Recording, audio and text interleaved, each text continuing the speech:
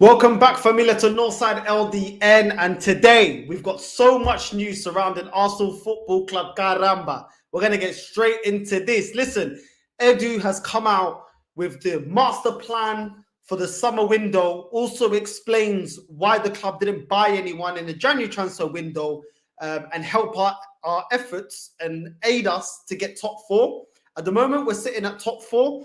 And according to Edu, if everything goes to plan, and we get Champions League football next season in the summer, we can go get 2 or 3 major mega deal signings. So listen, without further ado, let's get straight into this, caramba. You lot already know how it goes. Yeah? No te falar muito, epa, vamos reventar com isso. Let's go.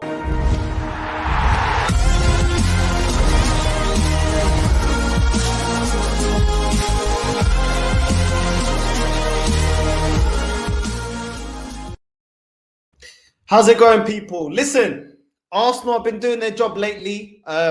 Defensively, we've still been very shaky. Obviously, the defensive performance against Chelsea wasn't good enough, but our forwards helped us to win that match. And the same stories against Manchester United. Sorry, wow, what's going on? Manchester United, that performance as well. Defensively, we were shaky, but going forward, we were the more clinical team. And I think it feel like we've been like that for the last 2 fixtures. Now, that will catch up with us. You know, Tavares being shaky, Ben White being shaky, Gabriel, do you know what I mean? Those kind of performances defensively, you know, some teams are going to shut up shop and we're not going to be able to find the net as easily as we have against Man United and Chelsea. But listen, 3 points is 3 points. A win is a win. And currently we're sat fourth with 60 points. Tottenham drew in the weekend against Brentford, which is obviously helping us in our quest for top four. They got 58 points in 5th place. And Man United, obviously, we beat them. They got 0 points. We beat them. And they are, 6th place with 54 points. So separating us and Man United is 6 points. There's still enough games here for Man United or Tottenham to catch Arsenal in the race for the top 4. So things are looking tight. But listen, let's just get straight into the major headline today. Let's get into the big story. Let's share this right now. I mean, Edu's coming out, speaking out, explaining to the fans why we didn't sign anyone in January and what's the summer transfer plans. Arsenal chief Edu opens up on summer plans as Mikel Arteta eyes 2 marquee signings. Right, let's go straight down to what he had to say. The budget we used last summer, we prefer to use it to rebalance the squad. There was no point in hiring 1 or 2 players in January. The squad was not prepared to absorb 2 players. We needed to rebalance the squad. Edu said in an interview with ESPN Brazil, maybe next season we can go to 1 or 2 players. Today we find a much more balanced squad. Our planning has already been done. It has already it's already reached the owners. It's a matter of step by step. How are we going to finish the season and put it in plan? The planning that I'm very excited about. What's this? Arteta also had something to say. If we can afford it financially, we don't have to do the turnaround in the squad that we've had to do. What I want is 22 outfield players and 3 goalkeepers. A lot of things have to be put in place, and that takes time.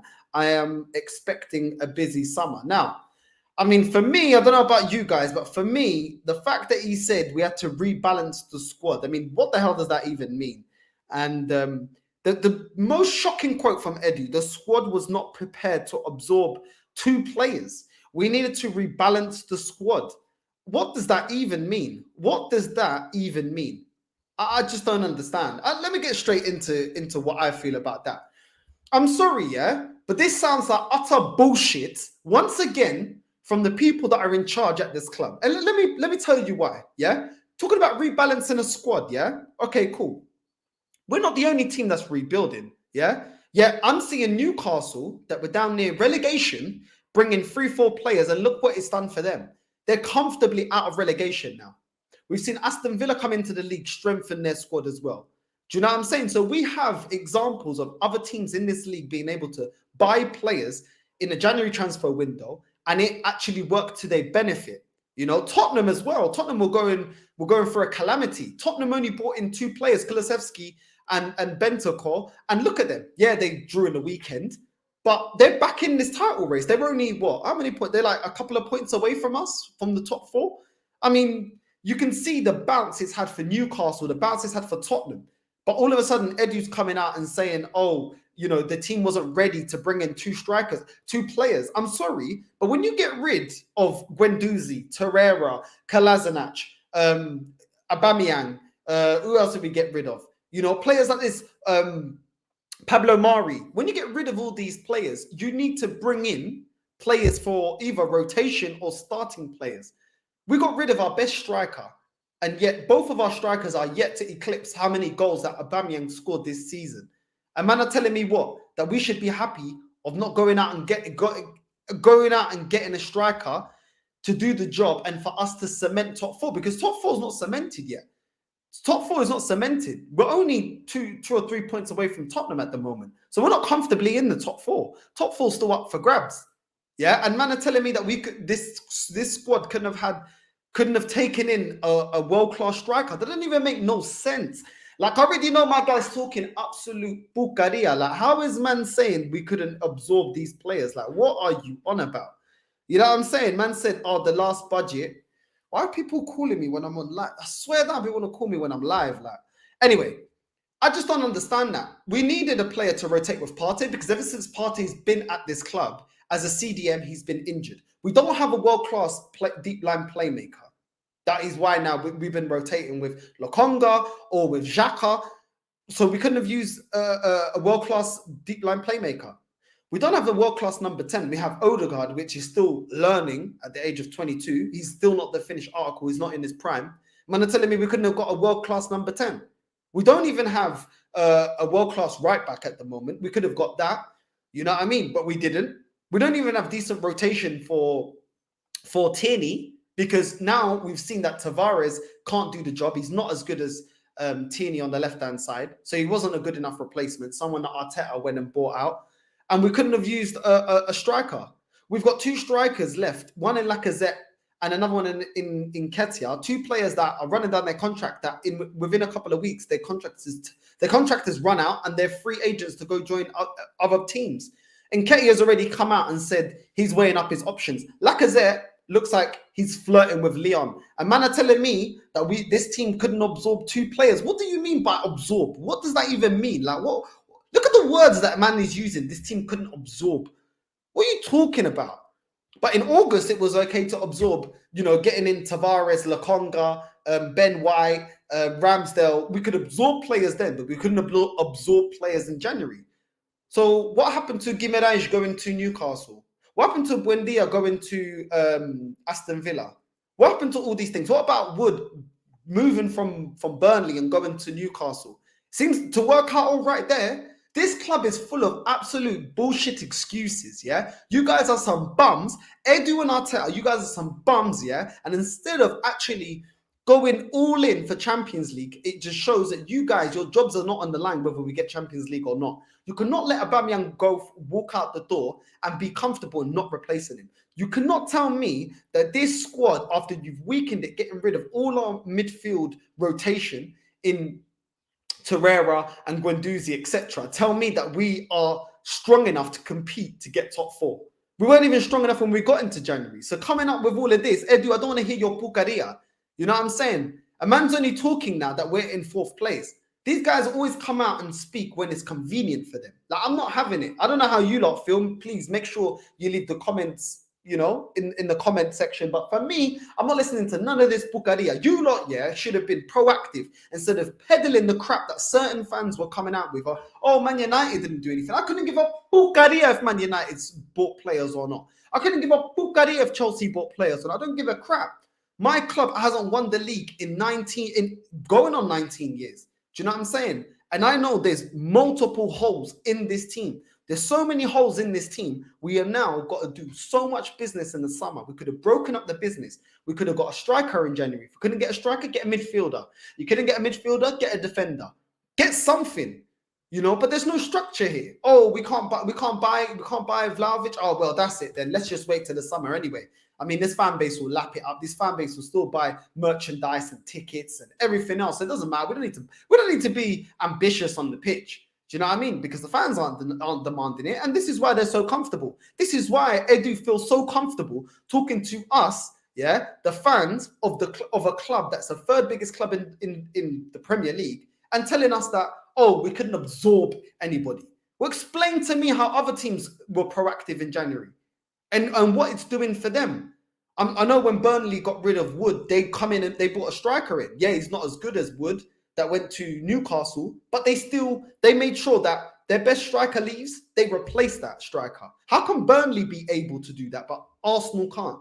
So for me, listen, I'm not having it from this club. I'm here to raise the standards. I ain't here to peddle their bullshit. For me, é uma merda, and it's uma vergonha. I can't believe it. I can't believe it said the budget we used last summer, we prefer to use it to rebalance the squad. Let me tell you about rebalance. Let me tell you about this squad for a while. Let me tell you about this squad, yeah? Man's talking about squad, yeah? We've got Tavares, that looks like he's worse than flipping Kolasinac. We have Lokonga, who is worse than Guendouzi or Torreira. Either one of them, he's worse. We have Tomiyasu, the jury's out. We're still yet to see if he's better than Bellerin, and I don't even like Bellerin. Just bear in mind, I don't like Kolasinac, and I don't like Bellerin. But I'm just seeing the replacements this guy's got in. The only then we get rid of Saliba to go out to France.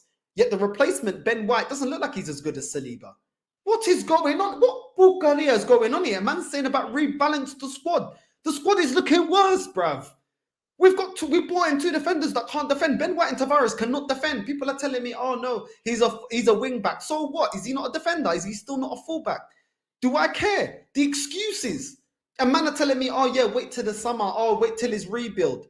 Well, look, out of the players that we bought in August, yeah, Tavares ain't good enough. Ben White ain't good enough. Lokonga ain't good enough. Who else did he buy? Tomiyasu and Ramsey. Out of 5 players, yeah, 3 of them ain't good enough. The jury's already out. They ain't good enough right now for Arsenal Football Club. Why am I going to trust this bum, Edu, yeah, to actually go and get the right players that are necessary to push us to actually win the Premier League? Which is why we smashed down Highbury. That is the reason we smashed down Highbury, yeah? Why am I going to trust this vagabundo? Why am I going to... And I hope, Edu, you're watching, because you understand Portuguese, yeah? You're a vagabundo, yeah? And instead of doing your job properly, I want you to get handed over your P45, piss off, and let's go get Overmars. Let's go get a sport director that actually knows what he's doing. No one filo da puta like you that don't know what you're doing and comes out with excuses. I want solutions. I don't want excuses. I want solutions. You know what I'm saying? Man's getting me hot right now. Do you know what I'm saying? Because I'm not having it. All I ever see is this club put more effort into excuses instead of solutions. I want solutions, caramba. I don't want any more excuses. Yeah? I don't want any more excuses. You guys have been given the money, yeah? We're in the top 5 spenders in this league, yeah? I think the Liverpool squad is only worth 60 mil more than Arsenal. Look at our squad and look at that Liverpool squad. Thiago, Mane, Salah, Firmino, Jota. You know what I'm saying? Jogadores de verdade, man. Jogadores de verdade. Van Dijk. Not seaside flipping Ben White. Van Dijk, you know. Van Dijk.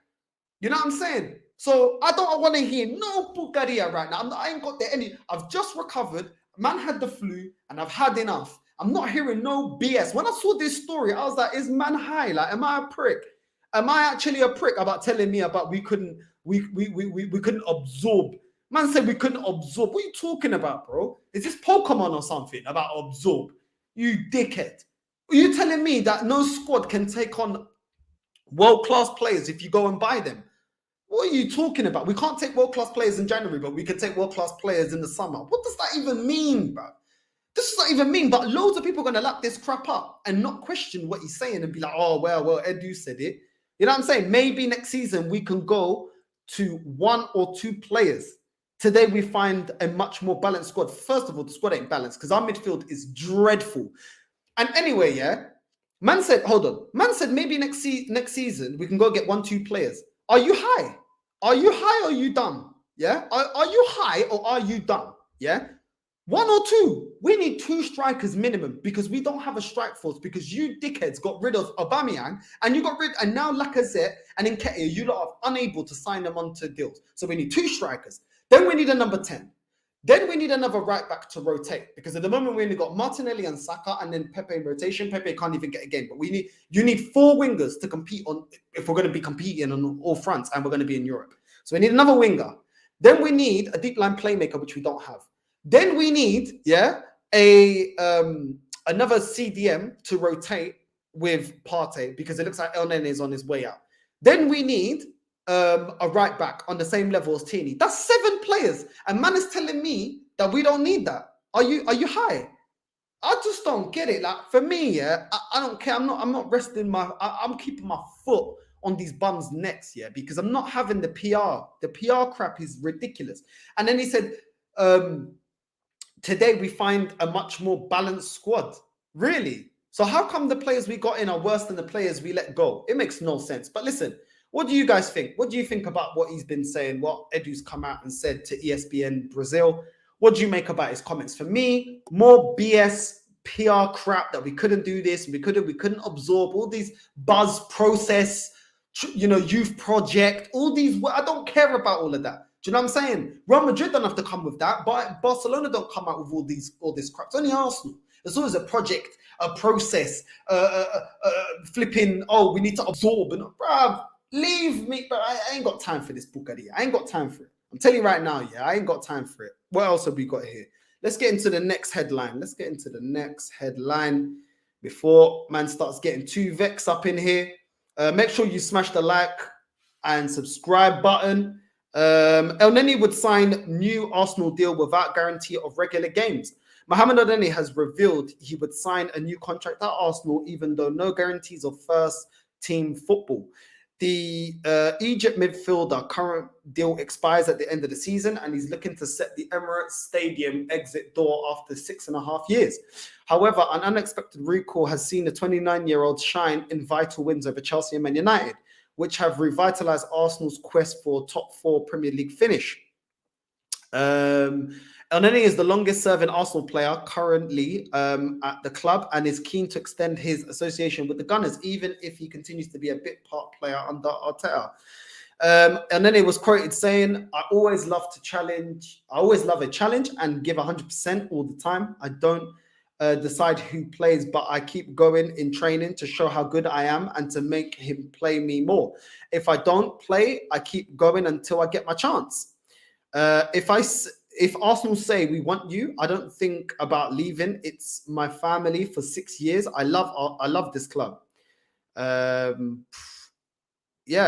else did he say here? The Arsenal boss hailed him as one of the most important players in the squad ahead of the victory over United, and Elneny is pleased with the relationship he has with Arteta. He's quoted, he didn't say anything to persuade Elneny in January. He trusts me and he put me in the big games, and I have to thank him for that. I will keep going and not think about anything else. Just focus on my performances to help the team reach our goal. The contract and stuff, I'm just waiting for the club to decide what they want. Mikel is always really close to all the players. We always talk together, and he gives us confidence all the time. He gives us the chance to play games, and the most important thing is that he trusts his players. I'm really happy to be one of the starting 11 for these 2 games. I gave everything in training to be one of the starting 11 every game, and I got my chance, and I think I did well. Most importantly, we won the 2 games. Listen, Elneny for me, I've been saying this before, and I got bashed for it. I got bashed for what I said about Elneny. I've been saying that Elneny should have been the player to play next to Partey when Partey was fit. When Partey got injured, I said I want to see Elneny more in the team. People say, oh, he's dead. Oh, Elneny, oh, he's dead. He's rubbish. He's dead. He's no good. He's this, he's that. We need Xhaka. Cool. Xhaka came back into the midfield. I haven't seen any difference. The difference maker in our midfield has been Elneny, because I've said this before and I'll continue to say this. Elneny is a player that knows his strengths and knows his weaknesses, and he plays to his strengths. He knows he's not a creative player. He knows he's not a techie player. He knows he's not somebody that's going to find a man in space, unlock a defense. He's not that type of player. If a team has got 2 banks of 4, it's not going to be Elneny to unlock that team. But one thing Elneny does really, really well is he's good at sweeping up any attack, getting the ball and releasing it to players like Emil Smith-Rowe, Odegaard, players that is their game, to unlock defenses or, to start a counter attack. And that's what he does really, really well. And I feel like he's been really, really disrespected by the Arsenal fan base. I feel like Elneny didn't deserve some of the disrespects he's been getting. People were talking about him like he's a bum. To me, he's way better than Xhaka. And some people say, oh, look at the goal that Xhaka did against Man United. Yeah, that's few and far between. That's his first goal of the season, Xhaka. But how many stinkers has he produced this season? But Elneny, he comes in against Chelsea, he comes in against Man United, and he does the job. He does the job. And that's what I'm saying. I prefer a player that may not have that strike that comes out once in a blue moon and hits it top bins, but gives me 7 and 8 out of 10 each match, instead of Xhaka giving me 2s and 3s, and then the odd match he gives me a 7 or an 8, but the majority are 3 and 4s out of 10 performances. I care more about consistent players than little flash in the pan players. So I want him to just keep proving this manager wrong. I knew he should have started over Lokonga, and I even said if you was gonna play Lokonga, you need to put Elneny beside him. And now we see what he brings to this team. He just keeps us ticking over. He plays it simple. He keeps us in possession. He keeps us in control of the midfield, and that's something that we can't really say about Xhaka, in my opinion. And that's what I got to say about Elneny. For me, he's just been highly disrespected because he's not flavor of the month. He was a player that was brought in by not this manager. He's been brought in by Wenger, and the only players that seem to get the most praise by the majority of the Arsenal fan base are the players that are bought by this manager, which actually are players that are looking to be not that great. Martinelli's doing really well. He wasn't bought by Mikel Arteta. He was bought by Emery. When we're looking at Saka, he wasn't bought by Mikel Arteta. He was somebody that came through the academy. When we're looking at Smith-Rowe, he's another one that came through the academy. Nketiah wasn't bought by this manager either. Do you know what I mean? And now he's been playing decently as of late. Tierney wasn't bought by this manager. Do you know what I'm saying? So most of the players that are playing well is actually not these project youth players. These are actually players purchased by other managers. Yet Mikel Arteta is hailed as the genius, but he's been bringing players. He's bringing in Lokonga. If you're bringing in Lokonga, I'm sorry, but if you're trying to get us back to where we need to be, we need players levels above Elneny. But how is Elneny showing up Lokonga? How is Elneny showing up Xhaka? How is Elneny showing up even Odegaard? And how it is to be consistent, turning up against the big boys? You know what I mean? Because Odegaard doesn't turn up against the big boys. When you start balancing, the players bought in by this manager and the players that were bought in by Unai Emery, Unai Emery found Guendouzi. Look at what Guendouzi's doing, getting in the French team. Do you know what I'm saying? The French team, bear in mind, this is the team that won a World Cup. Yeah? This is what levels you have to be to get into the French team. You know what I'm saying? And this guy's getting Lokonga. My guy looking like Bambi. Listen, Lokonga may turn good. I'm not saying he ain't bad. But at the moment, I don't understand, how we loan out Saliba saying he needs more experience. Well, I'm sorry. It looks like Tavares and Lokonga need the loaning out. But these were the players you brought in. And the players that are ready, to be in the starting lineup, like Saliba, are the ones that are being loaned out. It's completely in reverse. Whoa. Even my mic's had enough. You know what I mean? Too much facts right now. Do you know what I'm saying? So it is what it is. I mean, what do you lot think about Elneny? Listen, I'm going to pause. I'm going to go through some of your comments before I move on to other headlines. We've got so many headlines. Players being linked. We've got some of our current players out on loan. Rumors that some of them are going to be sold at the end of the season. Other surprising links. Former Arsenal players being linked back to Arsenal Football Club. So listen, make sure you stay tuned and make sure you hit the bell notification so you're always notified every time I release a video. Let me go through some of your comments because there's so much to get through. Let me tackle some of the comments first, and then I'll get on to some of the headlines. Some more headlines surrounding Arsenal. Fuzi says, trust the process. Arsenal will play Champions League football next year. I don't know about that, my guy. I don't know about that because Tottenham are still right behind us. Two results going their way and 2 results not going our way. They're back on us. You know what I mean? Big up Northside. Hope you're well. Respect, my brother. Big up to you, Lenny, bro. Big up to you, man. Northside, big up, bro. Blessings to you and your family. Big up to you as well, bro. Thank you for tuning in. Northside, Arsenal will get ripped apart in the Champions League under this clown of a manager. And this is the thing. Like, you know, I've seen us not being able to beat Burnley, not being able to beat Brentford, not being able to beat Chelsea earlier on in the season, getting beat by Nottingham Forest, getting beat by Olympiacos, losing to Villarreal under Unai Emery, under this manager's, you know, stewardship. And for me, I just don't think it's good enough. Like, I don't think we'll be able to do anything in the Champions League. And my reason is this. This manager's had everything go his way this season to get top four. He's had one game to handle every week, which means that he can put up his strongest lineup. We're not balancing our squad between the Premier League and international competitions. He's also had our rivals fall off a cliff for the majority of this season. Do you know what I mean? So it's like everything's fallen in your favor. Yeah, and then we see our rivals not really enforcing, you know, not really buying and strengthening their squad in January, but yet he decides not to strengthen in January. So he's had multiple things going his way. So if he doesn't get top four and he's still struggling, in my opinion, still struggling to get top four comfortably, because when it's not comfortable, we're only a couple of points off Spurs, you know, to get top four. What's he going to do next season when all these teams strengthen? I don't know. Let me know. Edu talking utter bullshit. Fact. Yo, bro, what's up, brother? Big up to you, bro. We'll sign 3 nobodies, a 1 retirement on a hefty salary, and keep Arteta in another contract. We ain't moving anywhere with not Sakatella. That actually made me laugh. I can't even lie. Big up Northside, Vamos Familia. Come on, Vamos Familia. Make sure you like and subscribe, caramba. You know what I mean? Today's going to be a long one. We've got a lot to get through. Make sure you like and subscribe, and make sure you stay tuned, man. We've got a lot to get through. Big up Northside and the chat. Hope you're all good. Absorbing Ben White and getting caught in Nuno Tavar crash. Exactly. We couldn't absorb world-class players, the world-class striker and midfielders that we needed. But all of a sudden, we can absorb Ben White and Nuno Tavares, according to Edu. Exactly, bro. This is what I'm saying, bruv. Why are you angry? Nothing he said was wrong. Okay, nothing he said was wrong. What do you mean? So this squad are too fragile and weak to accept world-class players coming in January.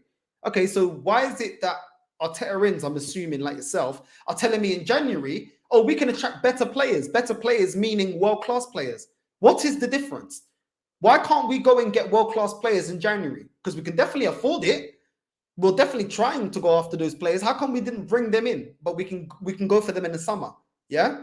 And the funny thing is this, yeah, if we don't get top 4, you'll see how right I am, because we could have cemented top 4 by buying the appropriate players and going and getting the players in January and halving the work that we need in the summer. Bear in mind, yeah, something I haven't brought up. Bear in mind, do you think we're going to be the only ones looking for a striker in January? Look how many clubs are looking for strikers, looking for world-class players in the summer. It's not going to just be Arsenal in the summer looking for world-class players. So now you're going to have to be in, you know, negotiations, and you're going to have to be in races, and do you know what I mean? You're going to have to be fighting for the signature of players that you could have probably got for less in January transfer window, because less teams like to buy players in January. But listen, how dare me ask for this club to be proactive? How dare me? We've only just been failures for the last 18 years. But listen, what am I talking about? What do I know? What's this here? Instead of talking about what we should have done, why don't these fools just go out in the market and do what's needed to get this club back to the highest heights? Facts. Thank you. Somebody gets it. Thank you. Exactly. All they do is talk. Process, project, we need time. Oh, we non-negotiables, all this. Bro, go out and just do the business, man. I don't see Man City and Chelsea chatting. I don't see Liverpool chatting too much. They go out and get it done. Do you know what I'm saying? They go out and do what's necessary. They go out and get the players necessary, the right management, the right sporting directors. They just go out and do it. Arsenal's all talking. It's all PR. It's all bullshit, man. It's all bullshit. People wonder why I'm stressed, because I've been seeing this bucaria for 18 years. I've been seeing this crap for 18 years. I'm done, bruv. Gilberto Silva ripoff ain't making elite moves in the summer. Watch cheap and free signings. Exactly, bro. Exactly. And then everyone that's telling me not to react now will be reacting then, moaning. But why didn't you react and tell us how you really feel before this club let you down? Because they will let you down.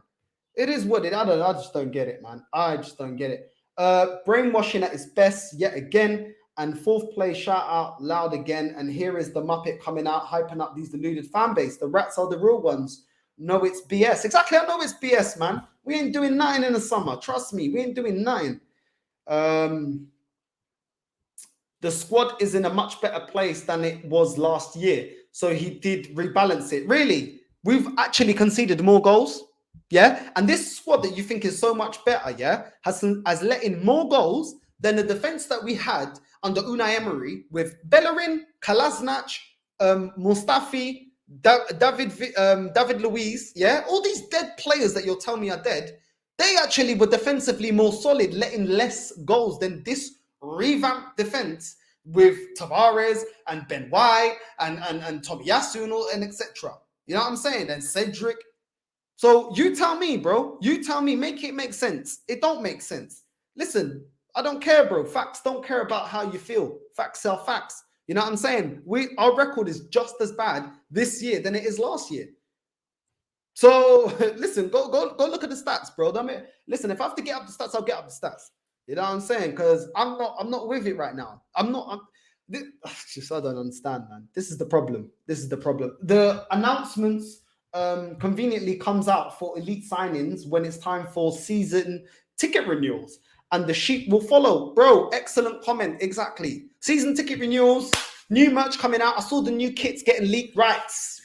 Let's tell them summer we're going to have a mega plan and we're going to rebalance. And we need to, what did he say? Oh, we couldn't absorb the players in January, but we couldn't absorb the players in the summer. What are you talking about, bro? You know what I'm saying? This club is in the mud. But when it says the squad wasn't ready to absorb the two players in January, that's a disgrace. Of course, this is a disgrace. But you coming out with the comments that you made, no offense, Mo, but you are giving them, you know, how can I put this? You are half agreeing with what he's saying, which is we don't need to, you know, capitalize on every transfer window. But the reality is we've finished 8th and 8th for 2 seasons in a row. We've got a lot of catch up doing. We need to utilize every transfer window because we are playing catch up. You know, he's going on like this. I mean, I've seen Liverpool go out and get Jota, and then they went out and got Luis Diaz. They're always strengthening, and that is a team that's already levels above us. So we're trying to catch up to that level of Man City and Liverpool. How dare we be so snobby and arrogant? Well, how dare this Edu, this clown, this filho da puta, come out and say, oh, it's basically justifying us not doing anything in January. I'm sorry. I swear we've got the worst midfield out of the top 6. I swear we've got the worst now strikers out of the top 6 as well. It's not that great. And I just don't get it. I really don't get it. We're just as much as a shambles defensively as Man United. And Man United are trying to do a rebuild. And man are telling me that we don't need to buy anyone in January. Oh, leave it out. Leave it out. Please, leave it out. That looks like a 300 mil spent easily if they act, but they won't. They won't. Edu, consider balance multiple competitions for each place or balancing the books for your master Edu. The club is more of a sham than that boxing match with Fury and Dillian. Exactly. You have every right to be angry. He's lying to us. I take it back. No worries, Mo. Listen, we're just going back about opinions, you know what I'm saying? But for me, I've seen this peddling this crap. It's nonsense, bro. It's nonsense. How can we not, like, this is the thing with me, yeah? I can understand if we can't attract a striker. Cool. Then go get a winger, because we definitely need a winger. Then go and get a midfielder. Go get an attacking midfielder. Cool, you can't get an attacking midfielder, the one that you want. Go get a defensive midfielder. Or you can't get that. Okay, go get a centre back. Or you can't get a centre. Go get a fullback that we need. Do you know what I'm saying? There's so many areas in this squad that need strengthening. It's like they got no excuse. They're going on like, you know, most of the time these things happen more with teams like Man City and Liverpool, where their first team is already at such a high level. They're only going to get the right players because they've already got a good level of rotation. Now they need like real elite. Now they're going from world class. Now they need elite players. And that is kind of harder to get that job done in getting those elite players. But you can tell they're not just going to bring anyone because the standard needs to be better than what they got. We just need bodies. Like we need bodies. We need players in every position. So I'm not this club going on like we're the finished article. We're not. I'm not having it from this club. I'm not having it. I agree with Farco, Edu Khan, and won't do shit. The project he's selling is shit, and the man he's promoting, Arteta, has no notoriety, no credentials, no clout, no discernible style of play. Well, this is what I'm saying, bro. This is what I'm saying. Elneny does the basics well, exactly. People are putting respect on Elneny, man. Northside going on Portuguese roadman, raw WWE style, suplexing Edu. Come on, caramba. Come on, familia. You already know, bro. This club, their PR don't work on me. I'm not tolerating no Bugatti. I don't care. Listen, I'm going to read about 2-3 more comments and I'll get into the next headline to get you lots thoughts on other news surrounding us. There's so much to get through. I can't even lie. Elneny does the tactics, does the basics well. Sorry, already read that. Arteta and Edu come as one for recruitment and scouting, and they both suck ass. Elneny is a good player, man, and he is humble. He knows his limit, and he does the job when he's called about, and he is a cheap, so I will keep him for squad depth, and he can play versus the easy teams, etc. I mean, I do get what you're saying. I mean, we've left ourselves with so much work. I can understand keeping Elneny on. But we do need to strengthen in that area. I don't mind having him playing in Carabao and FA Cups and stuff like that, but we do need levels above that. Elneny world class at keeping it simple. So yeah, let me get into the other headlines because there's more headlines going on. I can't even believe this is another headline. I can't believe the crap coming out of this club. Edu talking Bukaria. Now this better not be true. Just listen. Let's get into this headline. Arsenal not considering first team role for impressive loanee William Saliba. William Saliba has enjoyed a great season of football with Marseille in Ligue 1, but Arsenal are still not believed to be ready to offer him a first team role for next season. The 21-year-old joined the club from Saint Etienne in the summer 2019, but is yet to make his competitive debut for the Gunners as he enjoys his third loan spell away from the club. Saliba is set to return from North London at the end of his loan spell this summer, but is unlikely to be happy should his playing time be limited upon his return. The Football Insider claims that there is no plan to promote him ahead of either Ben White or Gabriel. The report also adds that we are open to a sale for the right price this summer, with his current temporary home, Marseille, believed to be keen on his extended stay beyond his loan spell. I can't even believe that this could be a possibility. I just don't understand it. This club does everything I don't want it to do. Everything I don't want it to do, it does. And this is why we continue to fail. How is man trying to... Nobody, I'm sorry, yeah? Saliba ain't good enough to replace Ben White. Is man high? Is man smoking budge?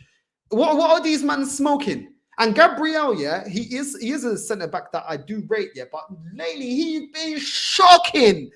Absolutely shocking. I have not forgot that mistake, yeah, by Gabriel, not marking Ronaldo, leaving him in the box to just come and header it in. Him and Tavares, both of them were to blame. But Gabriel, oh my God, you are very fast getting put into the same camp and the same box as Ben White. The performance by Gabriel lately has been shocking. Absolutely shocking. Saliba easily gets in over Ben White or Gabriel. And the fact that this arrogant piece of crap manager has the arrogance to say, oh, Pablo Mari, don't worry, go to Elneny. We don't need you. Yeah, we don't need rotation at this club. Yeah, he goes out. Saliba goes out. Really, these are the times when you start rotating.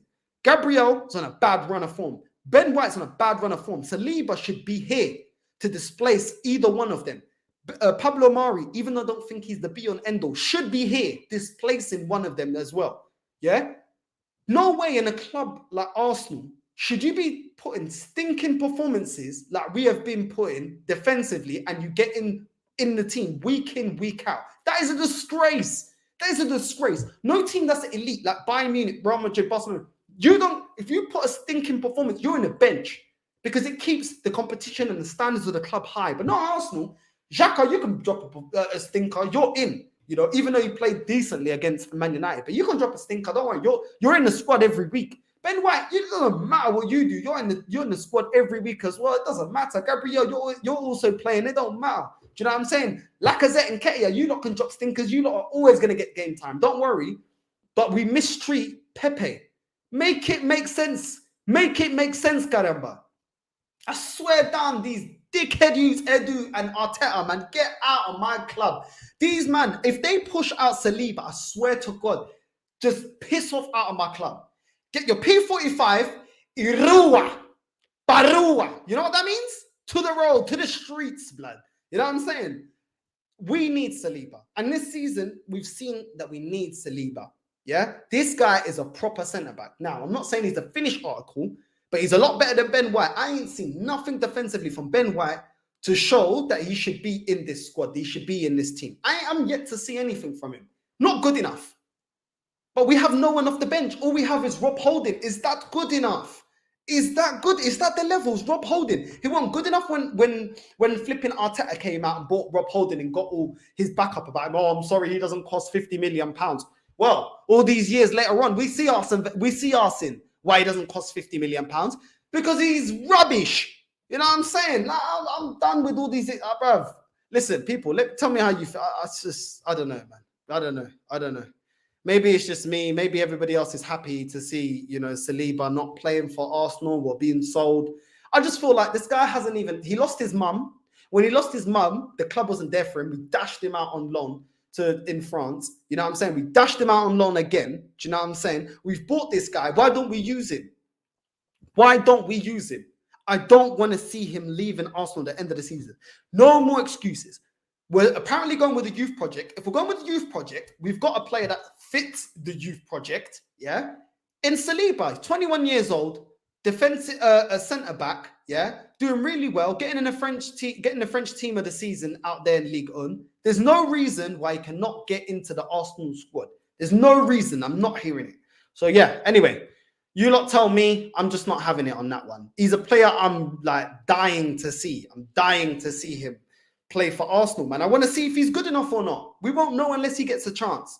It is what it is. But listen, we've got another headline, another player. I have seen this player been linked to us before.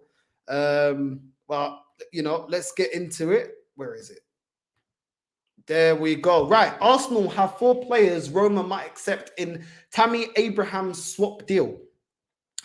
Arsenal are set to go after Roma striker Tammy Abraham once again this summer if they secure top 4 Premier League finish. The Gunners are keen to land the ace from Chelsea last year, but missed out on him after he opted out to move to Italy. Abraham has been in scintillating form since linking up with Jose Mourinho in Serie A and has found the back of the net 24 times in all competitions this season. Arsenal will need to stump up a lot of cash to prize the 24-year-old away from Stadio Olimpico, and Express Sport takes a look at 4 players the Italian club might accept as part of a potential swap deal. So they've got Ainsley Maitland-Niles in a swap deal. They got Reece Nelson. They got Rob Holding. Well, there's not 4. What was that? 3. But yeah, I mean, would you guys want to see Tammy Abraham at Arsenal as one of our strikers, as part of our striking rebuild? 24 goals. How much you got? 24 goals in all competitions this season.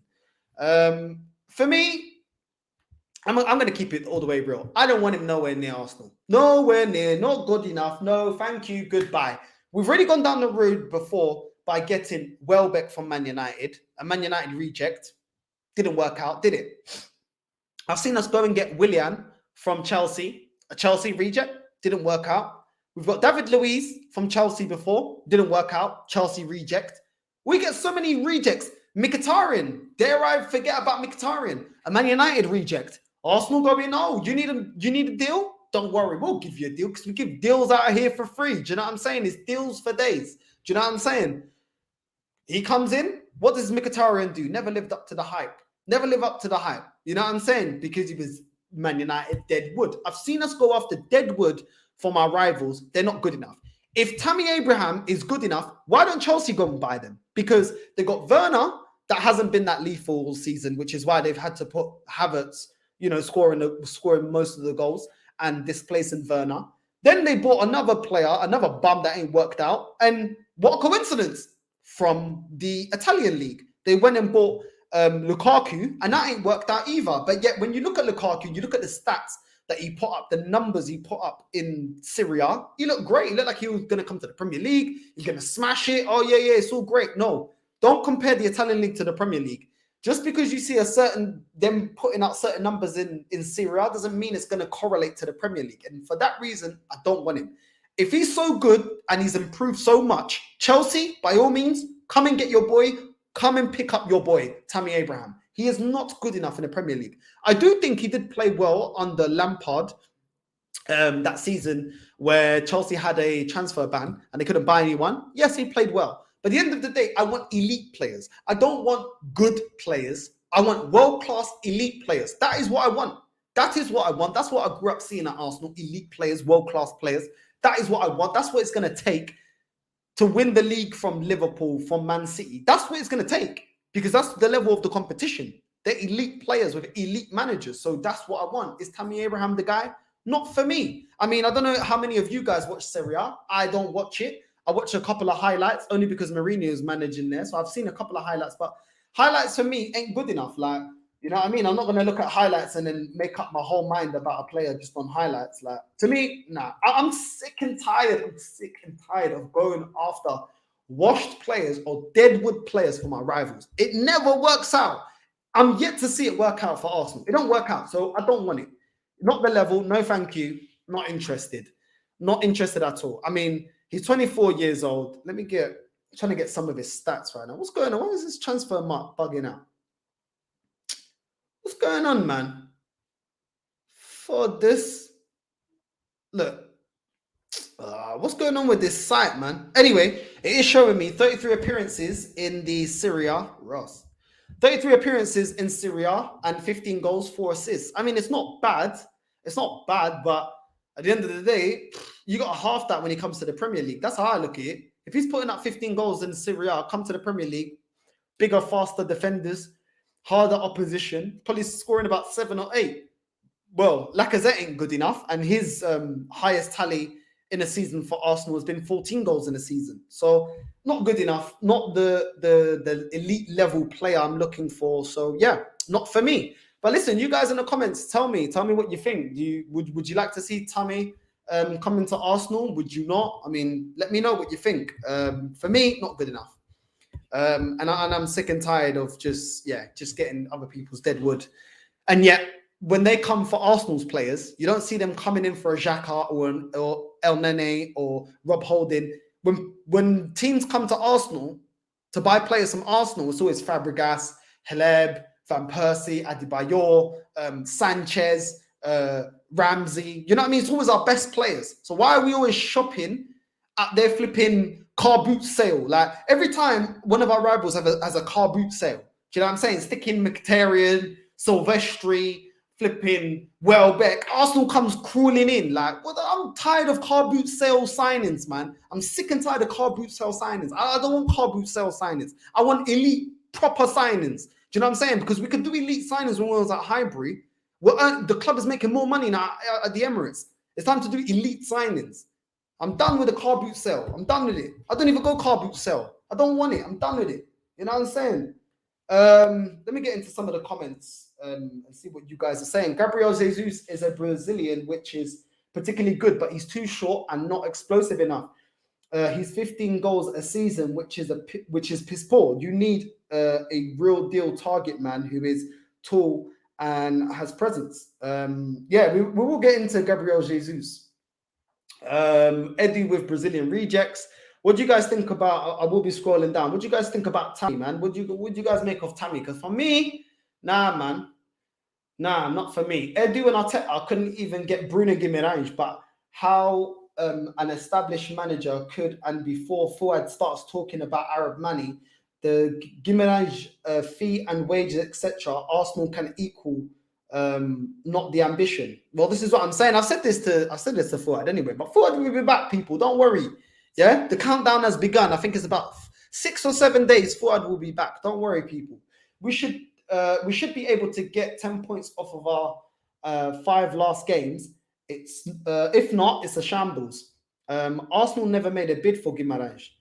Arsenal never made a bid. Everyone that we're linked to, this is what we get. Arsenal never made a bid for Vlahovic. Arsenal never made a bid for Buendia. Arsenal never made a bid for Guimaraes. Come on, man. Man clowned us even in his flipping, when he had his reveal for Newcastle. Man started clowning us, bruv. He clowned. How is he clowning us? He's going to Newcastle. He's man. Newcastle. Like, I don't even know, man. Facts, Northside. Northside, most clubs won't allow their best players to leave in January unless you pay over the odds. Yeah, I don't care. Pay the money. I don't care. If the player's good enough, pay that. I don't care. I don't care. I'd rather pay over the odds for quality than pay peanuts for bums like Tavares. Which one do you prefer, my guy? Pay peanuts for Tavares. The money ain't yours. Pay peanuts for Tavares ain't good enough. Pay peanuts for Lokonga ain't good enough. Pay peanuts for flipping... Well, we didn't actually pay peanuts for Ben White, but he was shit. Do you know what I'm saying? And look at the quality you get. Bro, I don't care. It's not my money. I don't care. Pay the money. I want to see trophies. I want to see us in the title race. I don't care. Pay the money. I don't care. Do you know what I'm saying? You pay the money. Listen, when you go into the shop, yeah, and you want to buy, yeah, some Louis Vuittons, you want to buy some Fendi, you don't complain, oh, but it costs, you know it's quality, so you're going to pay the price. You pay the going rate. It is what it is. You know what I mean? It is what it is. Don't enter the shop if you ain't got the peas. Do you know what I'm saying? But you know it's going to last you. Listen, you always pay more for quality. It is what it is, man. Mo, I'm not Arteta in. I don't know, Mo. I'm not going to lie, my guy. The way you talk, yeah, a lot of times I think you are Arteta in. I'm like, caramba, this one is sempre defended, this manager. Sempre defended. I don't know, my guy. I don't know. Consistency is the word. Elneny is consistent and Xhaka is inconsistent. But hey, he scores 1 goal a season and everyone's singing that Xhaka is the best. I would take Gabriel Jesus, though. Tavares is your guy as well. Hey, my guy. I never claimed Tavares. Fake fan base, usual American ownership BS. Look at how he runs the Rams. We have more worldwide fans than any other of his franchises. A lot of you talking about Gabriel. The phrase is giving license to mediocrity, lies and bullshit. We could have absorbed Woods in January. Chris Wood, he's actually a better striker than Laka, accuracy and Nketiah now. Northside, respectfully, the defense has the 3rd most clean sheets in the league. When Tomiyasu and Tierney play, it's even better. Odegaard and Partey are better than any mids at Man United and Spurs. All right, let me get into this. Do I really need to get into our performances, goals? Let me get into goals. Let me get into Premier League. Arsenal. Because I don't know if you've seen. I don't know if you've seen our record last season compared to this season, but we've literally the same. It's literally the same. When we're looking at stats, where's the stats? Right, let me get the stats up. Where is it? I found it last time. Now I can't find it. Oh, seasons. Here we go. Right. Let me get this up because people are trying to go on like we've improved. We have not improved. We have not improved this season. Let me get this up.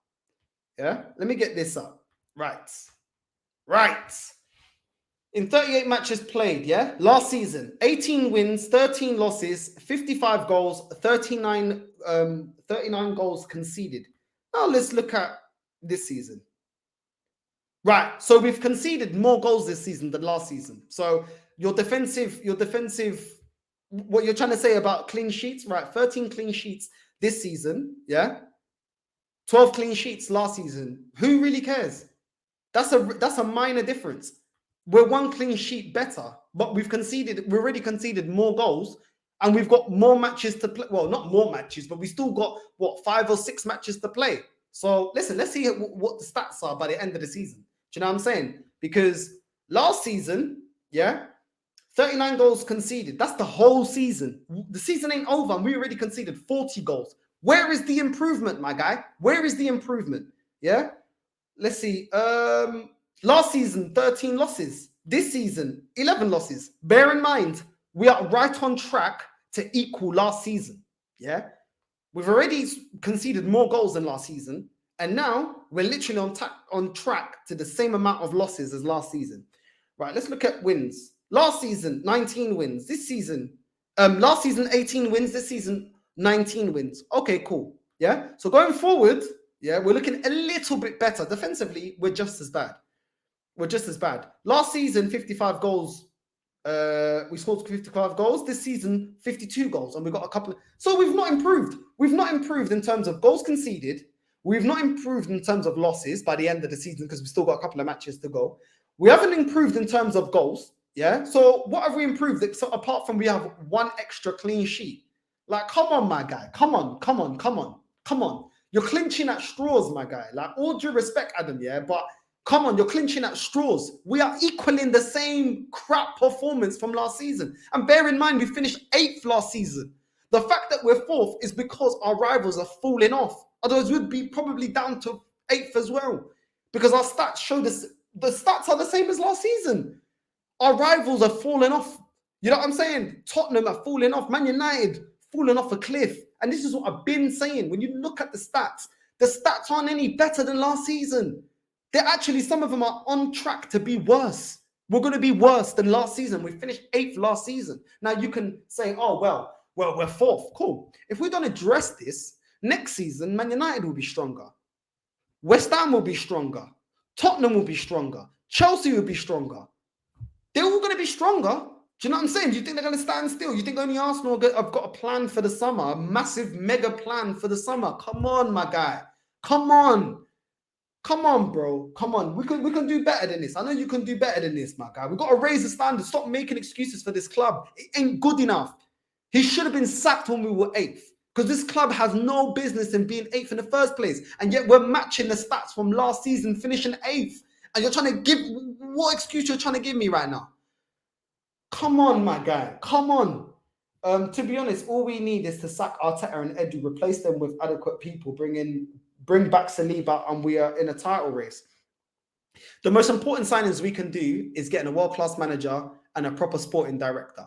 You know what I mean? And this club actually saying we want to play attacking football, and we get a sporting director that scouts players that play that style, so that whenever we get a world-class manager that plays that style, if they don't do the business, we'll replace another manager, but we don't need to replace the whole squad because the sporting director and the club already know what type of style of football we're going to play, and we go for managers that suit the playing style that we have and the playing style that this club is about, which is supposed to be attacking football. That's how you properly run a football club. But it is what it is. What do I know? What do I know? How's your guy Tavares though? Yo, I beg you, send me a clip of me saying Tavares is my guy. Exactly. I'll wait though. I'll wait. What's this? That's 29% of games he's played. He scored. Gabriel Chrysler's the priceless eye test. We should go after Koulibaly. Bro, we're never going to go after Koulibaly, my guy.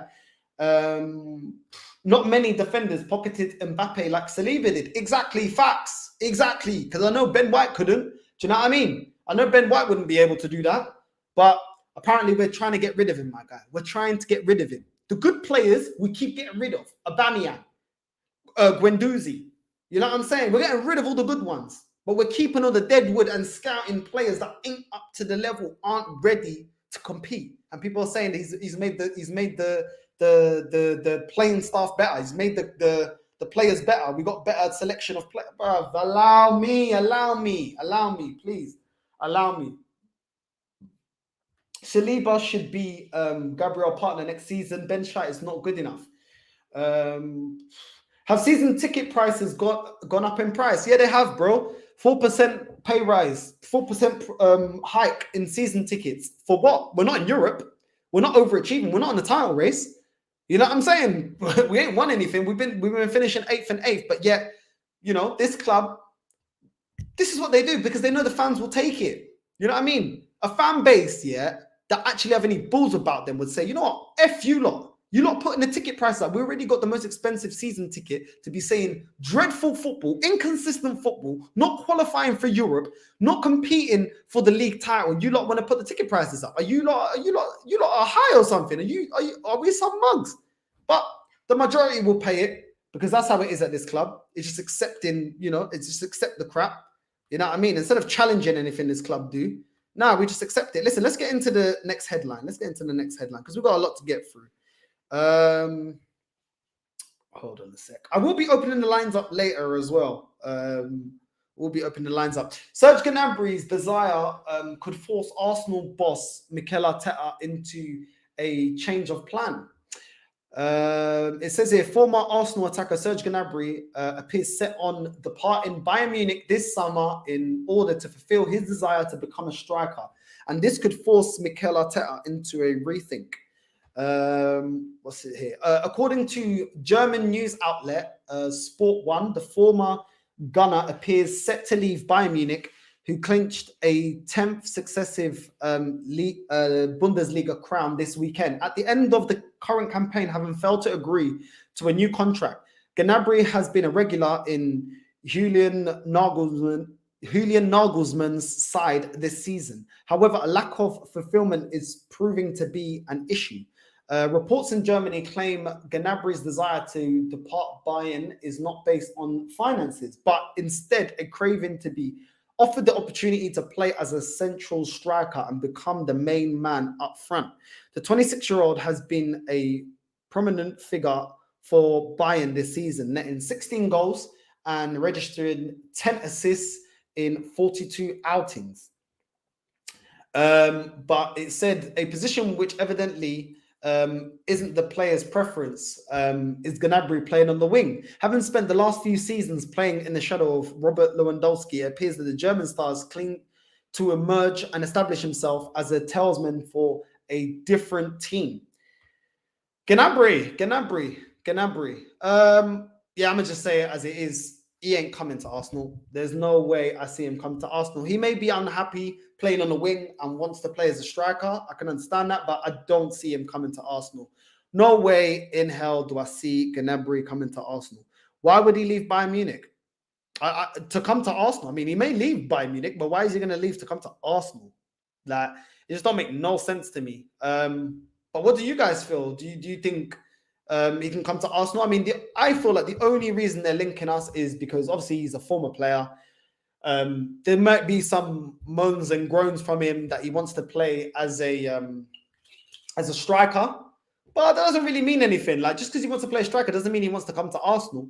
They just know that we need a striker. Gnabry is a player, obviously, that we regret letting go. I think anybody regrets letting go of Gnabry. At this current moment, he's level above anyone at our current squad at this moment in time, even though we have players that have a high ceiling. So, yeah, I mean, Arsenal fans would love to hear this, and that's why I think it's clickbait. But I don't actually see Gnabry coming to Arsenal in favour of Bayern Munich. I think if he leaves them, I see him probably going to... And I don't even know where I see him really going to, because obviously he left Man City. Real Madrid, he could, if they don't get Haaland. But it looks like they're getting Mbappe. Maybe he goes to Barca. I don't even know if he goes to Barca. They don't have that much money, to be honest. So yeah, but I don't see it. I don't see him coming to Arsenal. If anything, I can see him even going to Man United before he comes to us. So it is what it is. It is what it is. And some people might laugh that Gnabry would prefer to go to Man United. But listen, they got Ten Hag, who's got more pull than this manager. They've got a sporting director in Ragnick that's got more pull than Edu, and they can offer just as much money as Arsenal can, if not more. So laugh all you want, but that's the facts. And it looks like they're actually trying to build something with some substance instead of us trusting a youth project and and hoping and praying. So yeah, man, leave in the comments, people, what you think about that rumor as well. Gnabry coming to Arsenal. Let me read some of the comments. What's this here? What we got here? Have you got a link? Yeah, Gracie, I do have a link. If you're still on. Sorry, I only just saw that now. I do have a link. Here we go. That's the link, Gracie. If you're still on, big up, Gracie. Make sure you like and subscribe. It's your first time on the channel. Make sure you go like and subscribe also to Gracie May. Make sure you go like and subscribe also to Jez's channel as well. Do you know what I mean? Make sure you go and subscribe to the real ones. Real got Rudiger. We can't compete but we can do business with Napoli. I agree. If we're serious, getting rid of Saliba is a scandal. Exactly, my guy. Edu couldn't negotiate with Gomares. How can he negotiate with bigger, better players? Plus, he trolled us. That alone is a suckable offense. Exactly, my guy. And this is also the guy that people are telling me, don't worry, in the summertime, in the summer transfer window, we're going to go get bigger, better players. We couldn't even attract Vlahovic. We couldn't attract Vlahovic.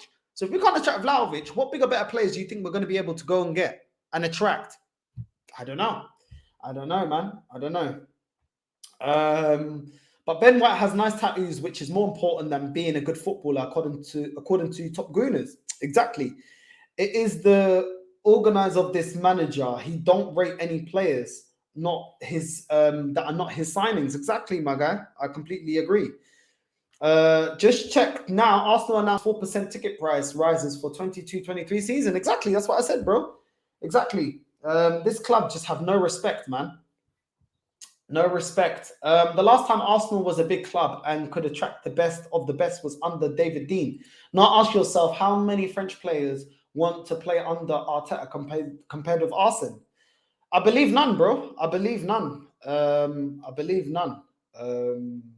But yeah, Northside, bro. Imagine you, Lee Gunner, and Turkish collab, mate. It would be like Akuma, Kazuya, and Scorpion on a raging demon flex. Yo, big up to you, man. Thank you. Listen, I'd love to work with Turkish. I mean, Lee, I'll be on tomorrow on Lee's channel every Tuesday, 2 p.m. Make sure you go over there. Make sure you stay tuned to me and, catch me on Lee's channel with Goonie and Eunice, the two Chelsea boys. But yeah, man, I definitely love to collab with Turkish. I'm definitely trying to work on getting more collabs on the channel. Just bear with me, people. What's this here? Arteta will probably start Ben White.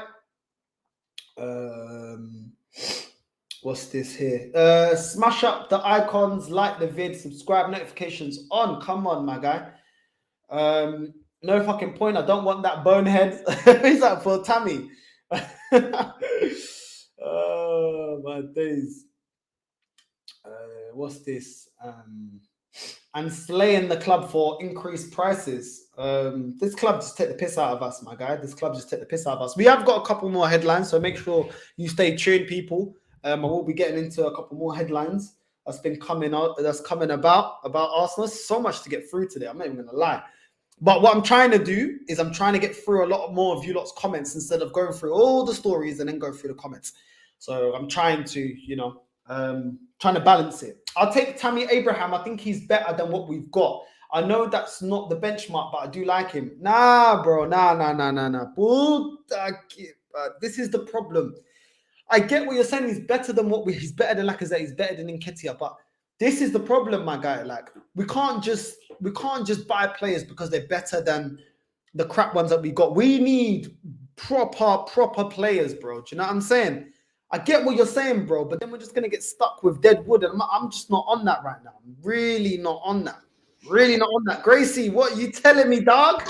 Not much. Not much. I can't lie. I'm sitting here in my pajamas watching YouTube, but I thought I'd hop on as it's better than sitting around doing nothing. But I can't be on for long. I could be on for like 15 minutes because I actually do have coursework to be doing, but anything to get out of it. At the moment because it's draining, so I thought I'd hop on and see what's happening. Yeah, man. But just going around the rumors. I mean, first of all, what do you think about Arsenal going for Tammy Abraham? Would you like to see him at Arsenal? It's just another Premier League reject, really, isn't it? I swear, everyone comes to us to retire or as a stepping stone, you know. I don't think it'd be a terrible thing, but I'm not like going out of my way to buy him, you know. But I would actually take anything that would actually improve us right now, you know, and improve the situation we're in. There's plenty of good players that were rumoured to. I mean, Gabriel Jesus, I would probably take him. I can't lie. It could work. But then again, are Arsenal going to go and buy him? That's the question we have to ask. Are we actually going to act on these rumours? Which, who knows? Most of the time, we're linked to every player on the planet and nothing really occurs. It's the 1% of rumours that actually happen. Do you know what it is with me, Gracie? Yeah. Every time I've seen this club go get other our rivals dead wood or the players they don't want anymore, it's never worked out for us. So as much as I can look at Tammy and say, okay, he's had 24 goals in all competitions out there in Serie A, they'd failed to replicate what they did for their previous club at Arsenal. I mean, when we got Welbeck, he was disappointing. When we got Willian, he was disappointing. David Luiz, he was disappointing. Mkhitaryan, disappointing. So it's hard for me to be positive about it because it hasn't worked out. And I feel like if something's not working out, I mean, the method, what's that saying? The method of madness is doing the same thing and expecting different results. So like it hasn't worked for us. So why do it now? And that's why personally, I don't want to see us go for players like Tammy Abraham or Gabriel, because Gabriel doesn't look that prolific. We're getting rid of a non-prolific striker to get a non-prolific striker. It doesn't really make sense to me. Yeah, no, we need someone that can come in and is going to perform, because at the end of the day, we're relying on that person to come in and do a good job, you know. And up front is definitely where we're lacking. Like, it's one of the main areas that we're lacking. And you know, if Lacazette goes in the summer, we're kind of screwed still.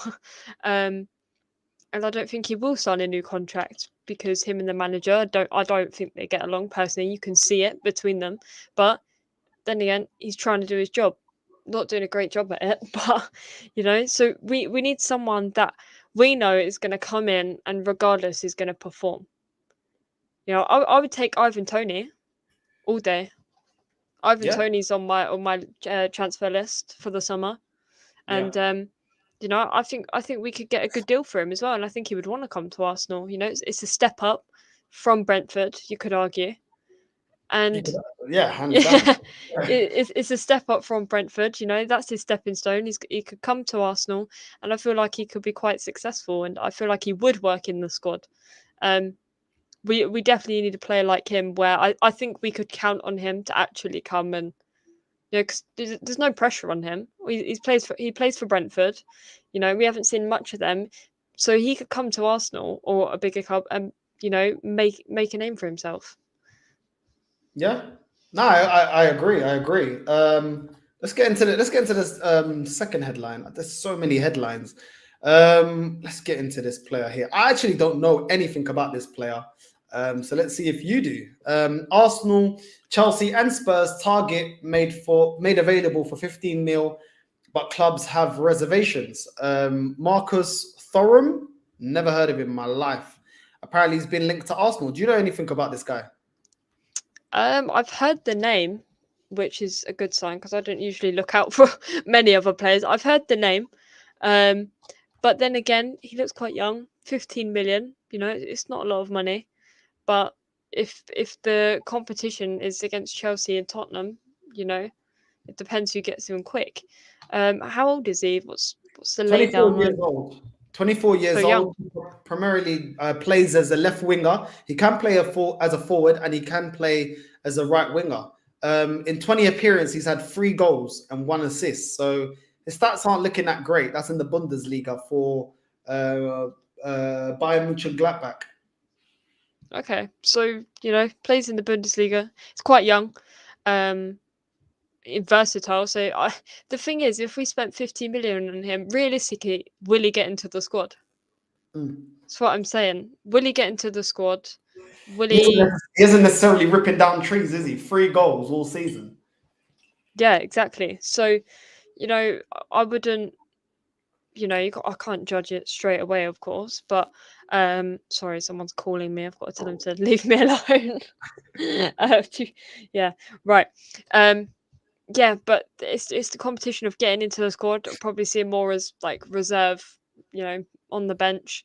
I don't know if I want that. I want to spend the money wisely, I think, this summer. If we're getting the amount that we're rumoured to, I'm not going to be going around buying, you know, £15 million players when I'm looking to get some big guys in and really target the areas that we need. I wouldn't be branching out, really. Yeah, no, I agree with you. Especially if you know, next season everyone's telling me the target is to get to compete in a Champions League and to compete for the league. That's what everyone's telling me. This season to get top four, next season to compete for the league.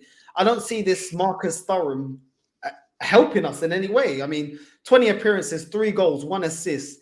It's not great. He's 24 years old. I expect better stats than that. I mean, we got Saka and Smith Rowe on 9 goals each already this season, and they're a lot younger than him. Do you know what I mean? So I just, like you said, I agree with you. He's like, is he going to displace them? No. So not really a player that I want to see at Arsenal, to be honest. No, I think we should target, the areas that we actually need. Bring back Saliba. I think that will kind of sort out the defense and enough to hold on, until the next transfer window. I would target, we need a striker. Obviously, that is top for me. A striker is top of the list priority, because if you don't sign on Lacazette, which I don't think is going to happen, what we're going to do? Keep Nketiah for however long it's going to take us to the next window. I don't think that will work either. So I say splash the cash on a striker, and then see what you've got left and go, okay, right, maybe I can buy this player. So I haven't got anyone like backup for left back. I'm going to go buy someone that I know can slot in well. And I feel like we need to offload some players this summer as well, which will free up some more transfer money. Now, facts. Next headline. Also have entered the race to sign Noel Molina from Udinese, with the Italian side demanding 30 million euros for the Argentine right back. Have you heard of this guy? No, never heard Another of him. one I've never heard of. Never heard. But do we need another right back? Do you know what? Yeah. Do you know what? I'll be real with you, Gracie. Like, I think Cedric is decent, but he's not world class. He's not the level of Tierney, and that's why I would. But I mean, the jury's still out on Tomiyasu. I haven't ruled him out as a crap player. I like him. Games from him. You like him. I like Tomiyasu. I like what he brings. He brings. He's very physical he looks really small, but he's really physical. He gets on the ball, and obviously we haven't seen enough of him yet. I feel like he could be a player that can do well. He strikes me. He's physical. What we need is, we're constantly just going down over pathetic little fits and getting bullied off the ball, right?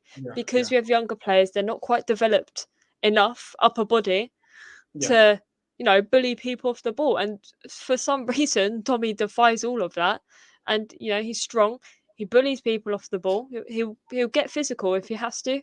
And no, I like him. The only downside is, Cedric, he overlaps well, which is good, But Tomiyasu, I haven't really seen him do that much or do it well. But I don't think we should be judging Tomiyasu yet, because there's definitely more to see with him. You can tell. Yeah, no, I hear what you're saying. I'm not gonna lie. Like I said, when I've spoken about the players, this whole 150 mil rebuild we did in August, I did see that Tomiyasu was somebody. The jury's still out. I like you said, that he's physical. The only thing I don't like about him is sometimes he runs diagonally into the midfield instead of running down the channels. I'd like him to run more down the channels, and I think that's something that Cedric does better than Tomiyasu.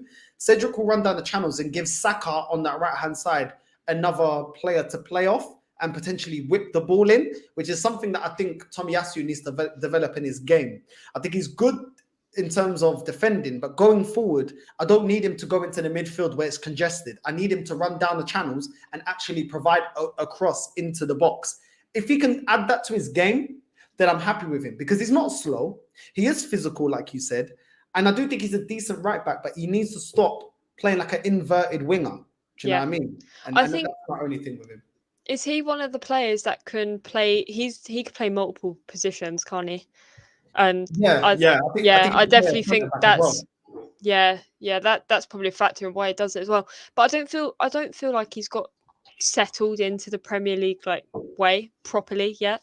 And I know everyone hates it when it's like, oh, the player has to settle, but they do, because it's wherever they come from, it's two completely different worlds. The Premier League, you look at it, La Liga's different, Premier League's different. They've all got their own level and their own physicality and pace.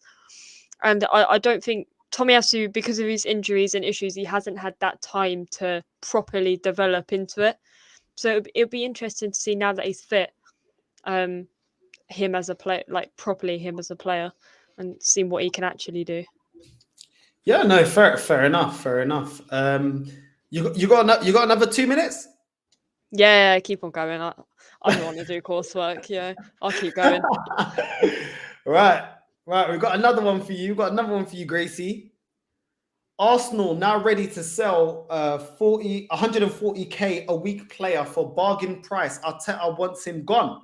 Nicolas Pepe. Surprise, surprise, Gracie. Oh, what a shock.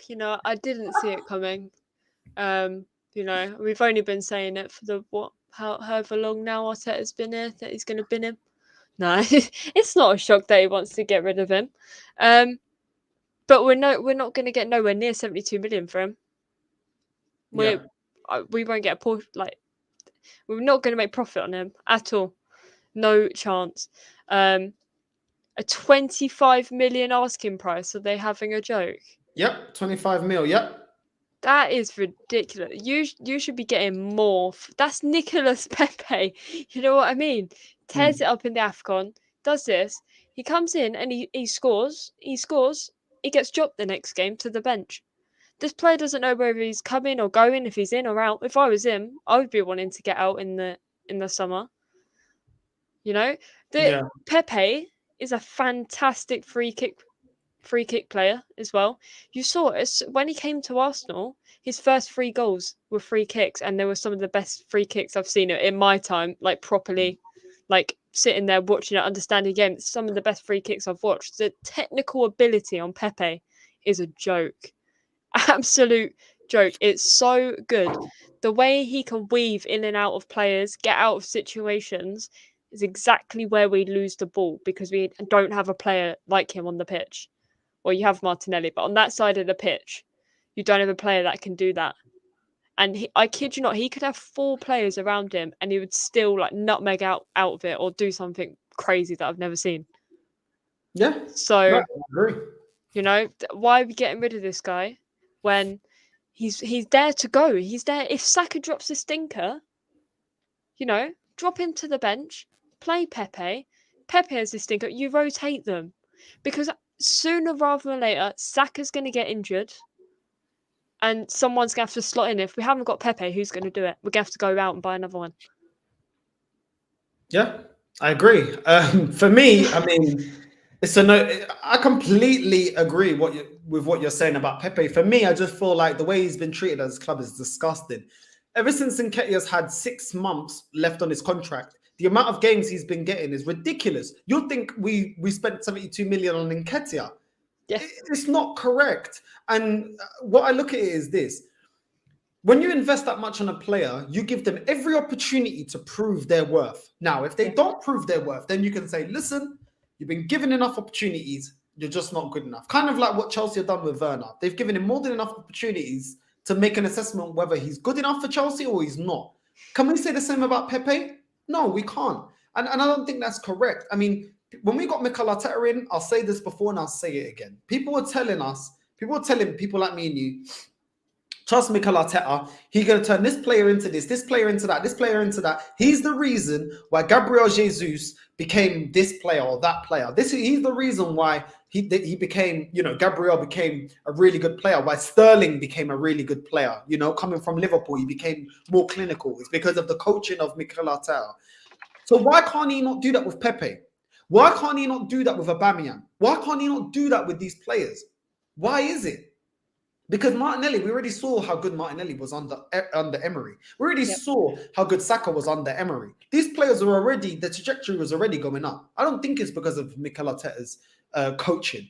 These players are already really good young prospects. And I just feel like if I'm Pepe, I would leave. What is he? 26, turning 27? Prime years. Why waste it at a club where you're not appreciated? Yeah. I'm not, and we're not even sitting here. I'm sure you, like me, Gracie, we're not sitting here saying, oh, he has no faults to his game. We're not saying anything. I think both of us we both know that sometimes he dabbles on the ball too much. Sometimes he needs to be more direct. There are things of his game that do need to improve, and we're not blind to that.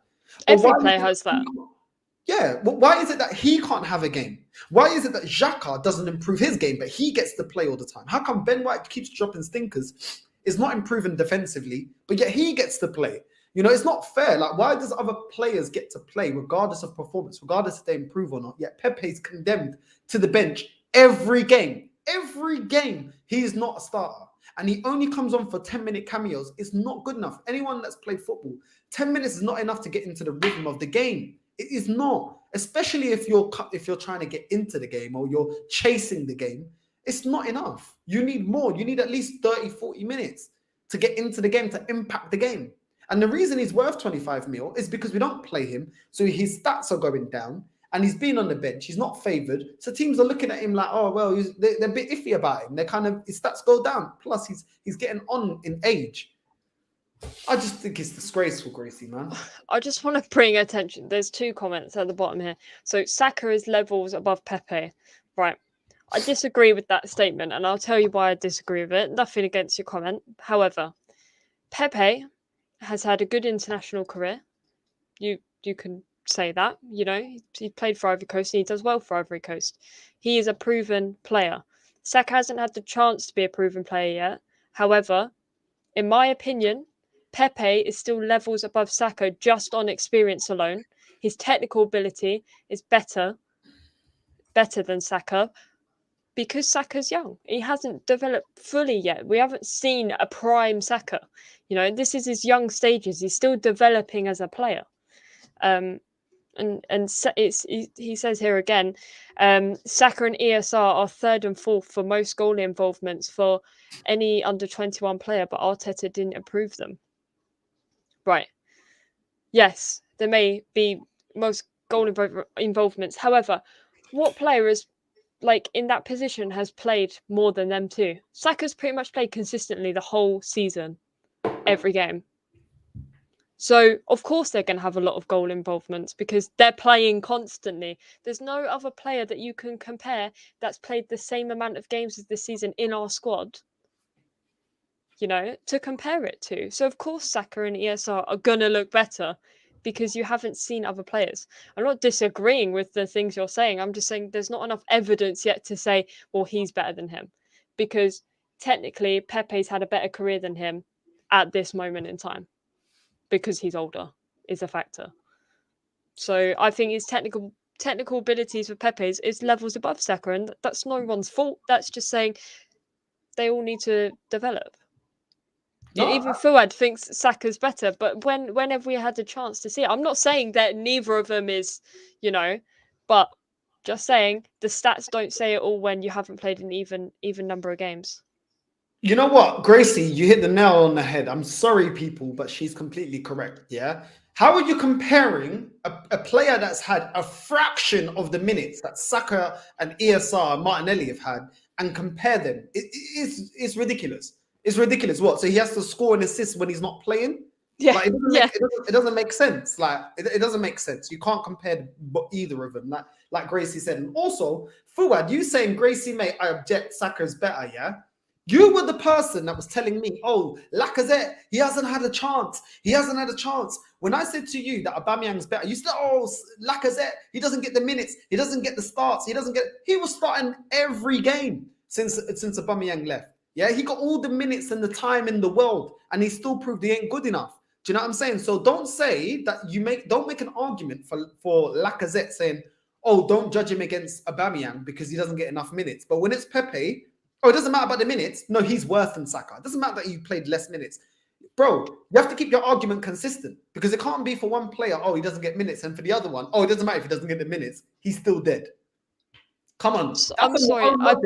That's on your own logic, Fuad, as well. So don't even try it. Oh, he's talking about Pep and Klopp now. That's where the conversation ends. How can you say that Pep Klopp will take with heartbeat, mate? Stop. What are you talking about? Listen. What? We're not even going to address that. Anyway, we're not even going to address that because you're just waffling, yeah. I'll see you when you got enough balls, yeah, to put your face on camera and come face me and Gracie. You better apologize to her first and then apologize to me. And also, people, make sure you go like and subscribe to Gracie May's channel. Make sure you go big her up, support her, hit the bell notification. And go see her vlog as well. I had a watch of her vlog on her channel. God. Very good vlog. Very good vlog. Thank you. Just well, we're still on this topic here before you move on. Another comment: Saka is better than Pepe. Why would Arteta play Pepe if Saka is better? Why would I think that meant to be the other way? Why would Arteta play Saka if Pepe is better? Look, I don't know why is the answer. I couldn't tell you. I've been looking for that answer the whole season. But you know, Saka is an amazing, incredible young player. I'm not saying he's like the worst player. You know, he's incredible. Just I think Pepe has that edge. But it's Arteta we're talking about here. He won't drop Saka. He won't. He won't do it. Even if he drops the worst game of the season, he will guaranteed still play. There's just some players in a squad, and this happens across the Premier League as well. I'm not just targeting Arteta. That there's some players in a squad that are guaranteed you will get week in, week out football because sometimes of who you are or, you know, what you've made for yourself at the time. So Saka is very much, you know, is the face of the youth project is Saka and ESR, right? Let's just say that. So I'm not saying drop Saka. I'm just saying when he has a terrible game, you can't keep playing him because that's not how football works. I think Saka's incredible, but sometimes I want to, you know, I want to see Pepe slot into that position. Otherwise, what's the point in paying 72 million for him? What was the point? Nothing. There isn't one. You know what I mean? You might as well have got rid of him in January. For probably a higher price because there's no way anyone in the summer transfer window is going to pay above that much for a player that's barely had any minutes since he's been at his club. You know, I'm just saying. This is literally sparked a whole debate in the comments, right? All I'm saying is I like Pepe. I think he should have a chance. Not saying Saka's, you know, the worst player. You know what I mean? No one's comparing like Rashford and other people. I care about my squad and not everyone in the Premier League, right? I'm comparing two people here. I'm comparing two people. I don't. You know what? You know what it is, Gracie. Yeah. This is how when people saying, "Oh, why did Arteta play Saka and ESR?" Well, let me tell you something about your manager's decisions. Since some people are commenting as if we can't judge Mikel Arteta's decisions, didn't Mikel Arteta also put Lokonga in the midfield? Did it work? Did it work? Instead of putting him in a pivot of two, he put him by himself. Did it work? No. Which he forced to put Elneny. So who was right about that? Me and Gracie, because we've been saying for Elneny to play. Do you know what I'm saying? Also, we said not to get rid of Aubameyang. Yeah, but we're not leaking goals. Did we not go in a 3-game loss? You know what I'm saying? Have we got a striker that's on form? I don't think so. Do you know what I'm saying? Was that not a decision made by this manager? Stop going on like the decisions by this manager are world class because they're not. He's also constantly playing Ben White. Is Ben White good enough? He's also constantly playing Tavares. Is Tavares good enough? So we can question him not playing Pepe because him getting rid of the best striker we had, yeah, was a wrong move. Him buying Lokonga as a replacement to Guendouzi was a wrong move. Him buying Tavares as a replacement to Kolasinac, wrong move. Him getting rid of Saliba, which will walk into this squad right now as it stands, yeah, was a wrong move. Him buying Ben White instead of going for Basuma was a wrong move. So stop going on like when we question something from this manager as if he's Pep or he's Klopp and his decisions are 10 out of 10 all the time because they're not. They're not. A lot of his decisions have come back to bite him. They're not good enough. You know what I'm saying? So it is what it is. Listen, at the end of the day, we're going to move on. Neither me or Gracie are saying that Pepe is the finished article.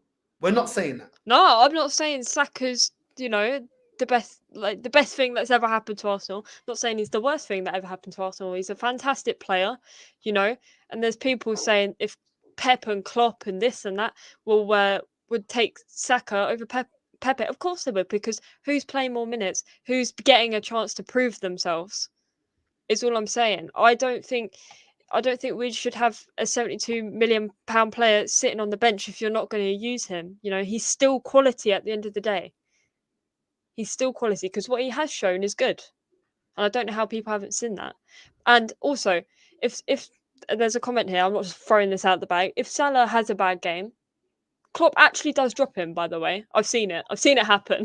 Do you know what I mean? If he has like the worst game, he does drop him.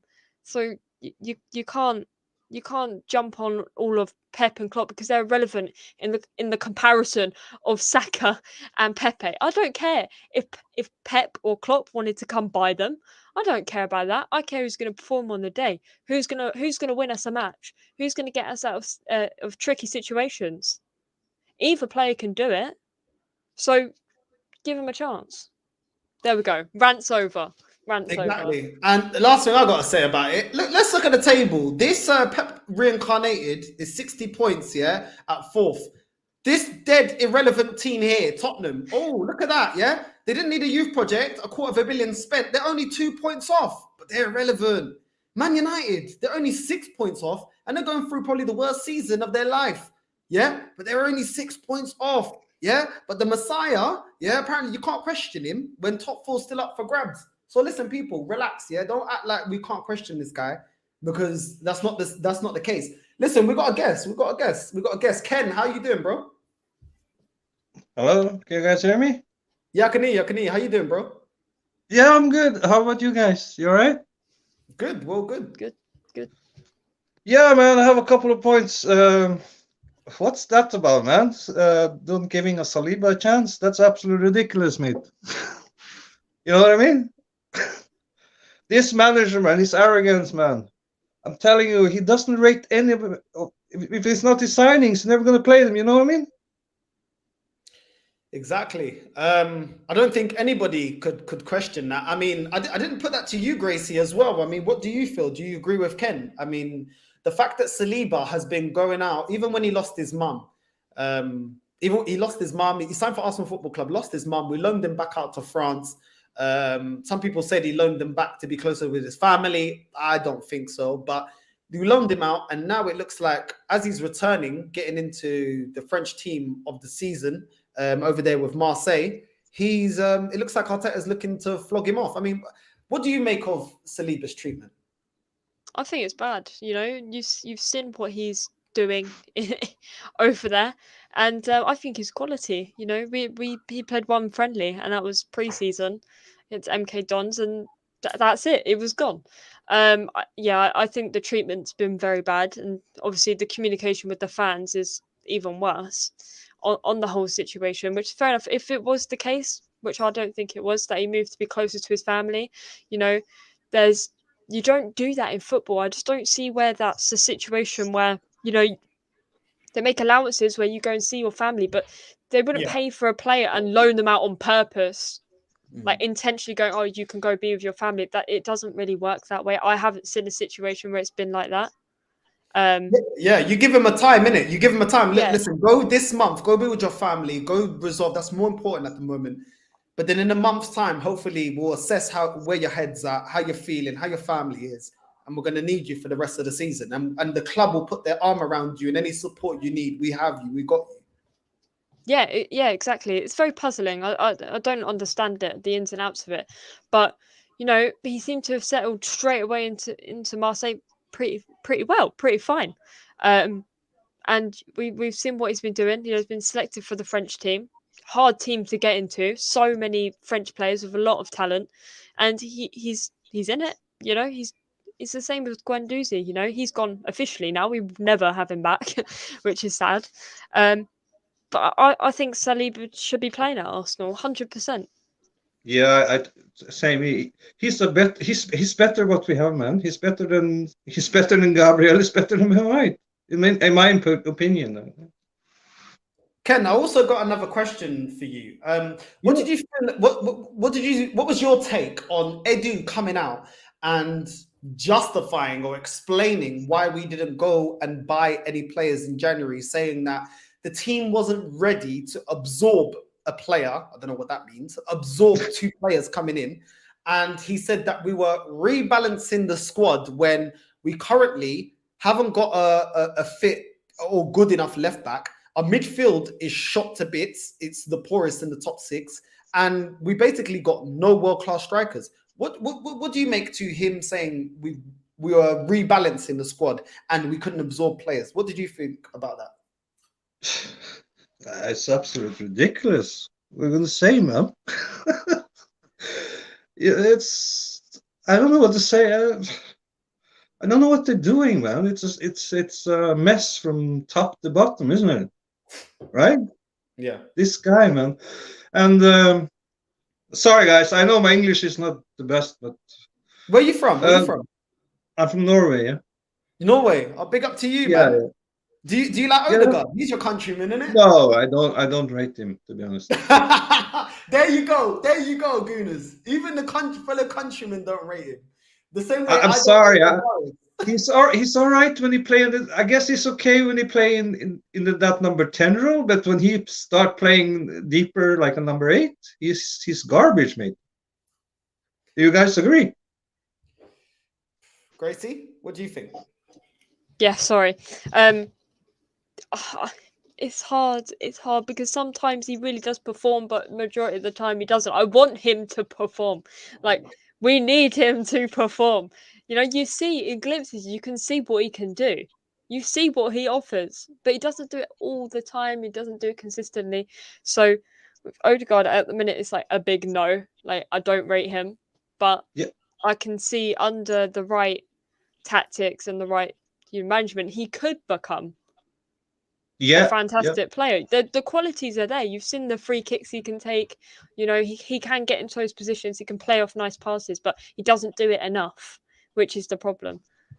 Yeah, I just don't get the hype. Like every day, they what they're saying. It's because he came from Madrid. He created more than Kevin De Bruyne. Really? Are you mad? Come on.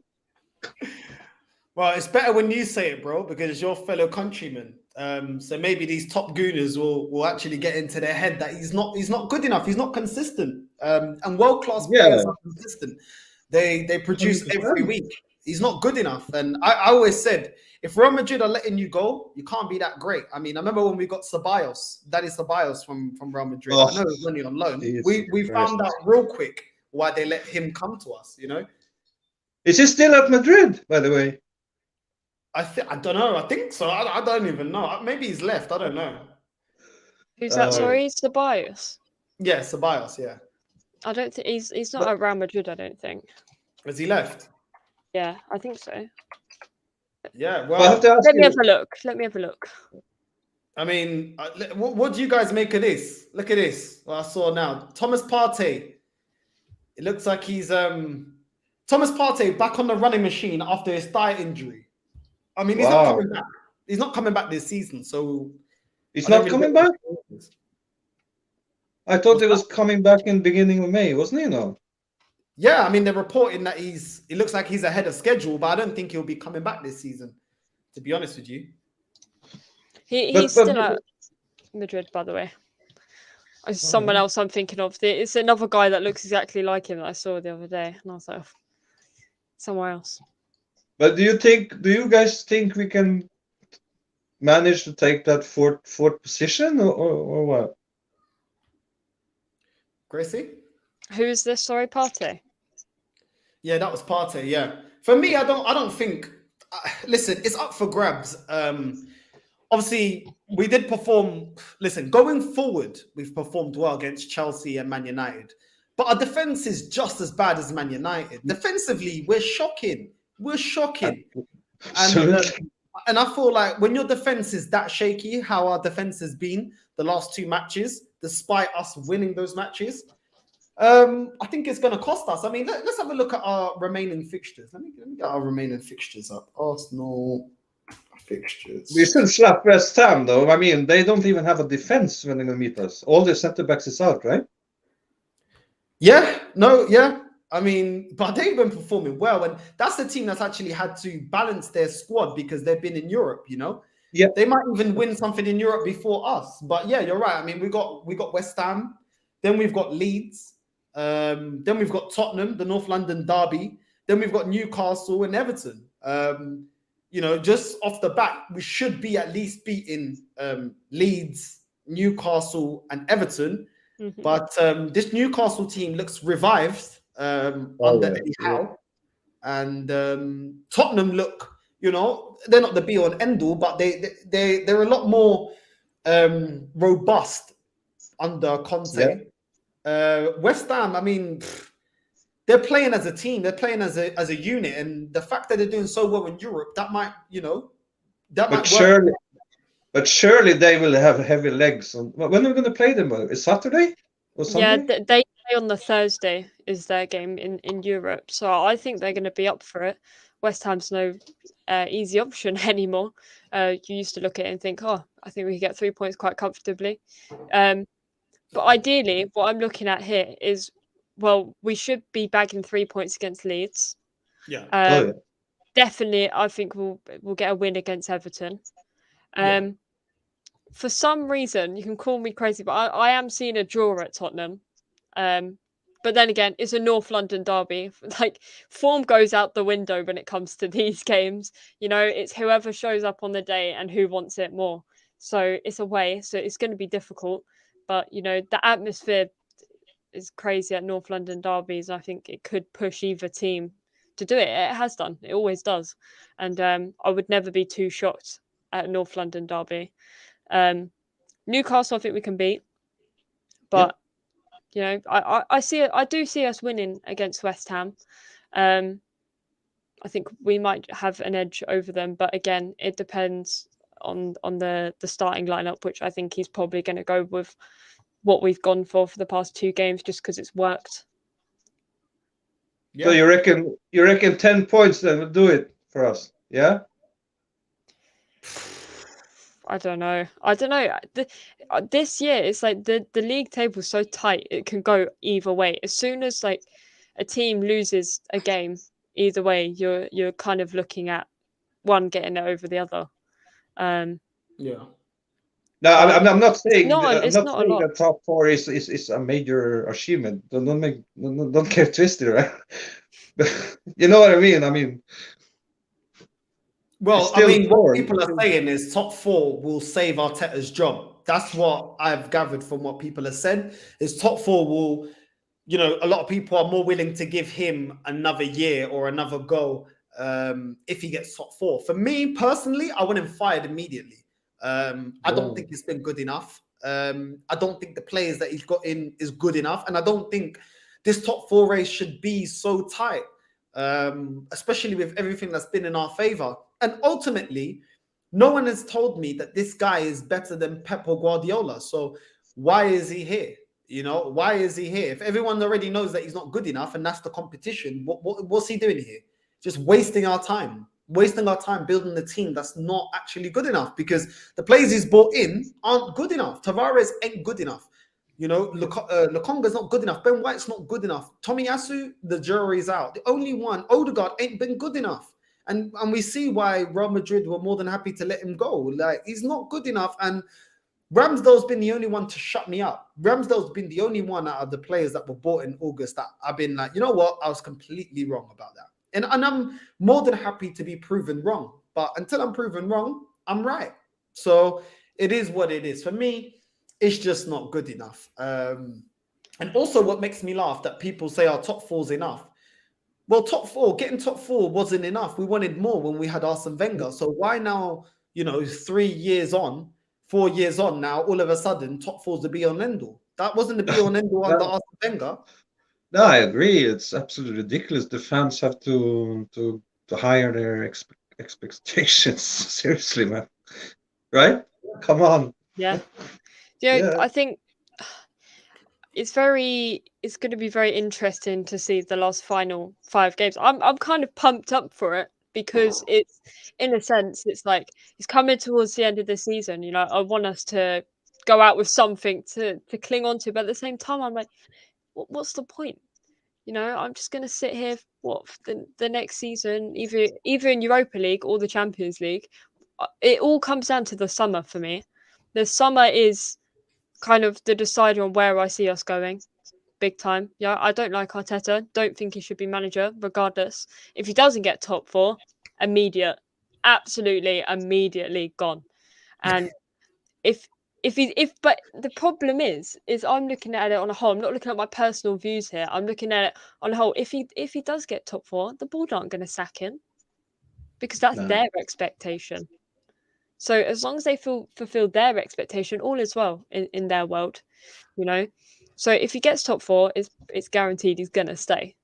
you know, Yeah. unless something dramatic happens, you know. A lot of managers are becoming available. So let's say we drop stinkers and don't get top 4, regardless, he's going, right?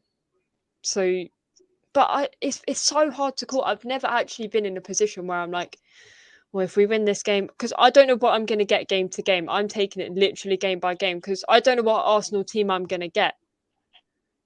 You know, they seem fired up for it, but they might not feel fired up for it in 2 weeks' time. Yeah. So it's very up and down. I don't know how I'm feeling about it. I can't, for once in my like football fan life, I can't say, right, we're going to do this. I know we're going to do this because of this. Yeah, it's very rocky, very rocky. It's going to be interesting. That adds an element of entertainment for me because I'm like, oh right, I want to watch this game like in depth. I want to see what happens, but I don't want to be feeling this way at the end of the season. I want it to be done and dusted, ideally. So all for me, it all determines if we beat Tottenham, right? If we beat Tottenham and if we beat West Ham, you know, I think we're looking all right. And then we have to capitalise and, you know, try our best to beat Leeds. Leeds is a given, and Everton, I think. But the rest, I really don't know. Then again, we should have bought. But then again, I don't know. Palace, and we Exactly. didn't. We should have beat Nottingham Forest, Palace. They're do you so guys- many. Oh, sorry. Sorry, go on. No, go for it. Go for it. I'm done. I mean, do you guys think that Tottenham will take full house for the rest of their games? I haven't actually looked at the Tottenham fixtures. I think they have Leicester and Liverpool coming up, right? Am I right? Is it? They got a harder fixture than us. Yeah. Let's have a look. Spurs. Yeah, and they also have Burnley, by the way. I mean, I don't know. I don't remember if it was a home or away, but they have Leicester, Liverpool, us, Burnley, Norwich. So that Burnley game as well. It's going to be hard for them, man. Yeah, they do have a bit of a tough fixture. I can't even lie. That's a bit of a hard run, but listen, they got Antonio Conte. We've got Arteta. You know, we lost to Brighton, we lost to Southampton, and we lost to Crystal Palace.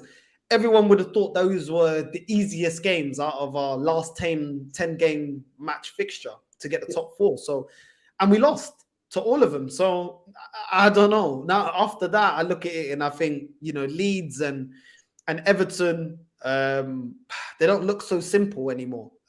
Like Gracie said, the North London derby, we do well when we're at home, but when we go to their place, White Hart Lane, we struggle. Oh. We don't do so well there. So Kane will probably score a hat trick. You know what I mean? Exactly. Well, I think it's a given at this point that they will get a penalty. Harry Kane will be on that penalty. You know, it happens every single derby I watch. So I tell you what, as a generational gooner, especially, it's literally the worst day of my life. Every time it comes out, I'm so excited. I'm like, North London derby, yes, but there's that deep dread in my heart, and I literally go through a whirlwind of emotions on a North London derby. I want to cry, I want to cry, I want to laugh, but then I'm really happy, but then I'm really sad. So it really, that's just leading up to the game. God knows what happened in the game. Sometimes I'm screaming for joy, or I'm crying on the floor, in like a ball, praying that something might happen. But oh my God, it's generally it's the best but worst day of my life each time. So yeah, the prayers will be coming out for that game. Can I just listen? Thank you for having me. I'll just say one more thing about that United game, and I will go off. But I saw that United game. I don't, Arsenal fans are jumping in chair and having street parties. We weren't that good, mate. We were lucky, yeah. We just got away. We just got away with it on the day. Let's be honest. They could have 3 pens easily, And the Arsenal fans are screaming that we always have the refs against us. Really? You know what I mean?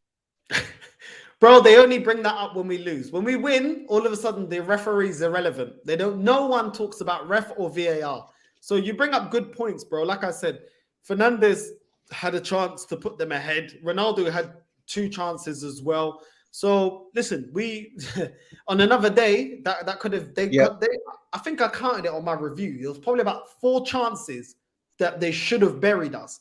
I mean, they didn't, but we still need to look at that because we were shocking on our 3-game run, being defeated defensively against Crystal For Palace. me, in that game, it was Elneny who was the man of the match. But by the way, far, man, that he was brilliant in that game. You ask me.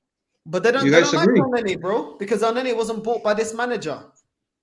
Yeah, but I mean, I've seen other podcasts. Oh, they're bigging up Xhaka, Boom, and Martin Odegaard. It was a What? good goal, but I'm not going to be like, oh, yes, Xhaka's the best midfielder we have. Come on, he scored a goal. Like, no, Yeah, what I'm happened going to to that? say I it was a remember good one.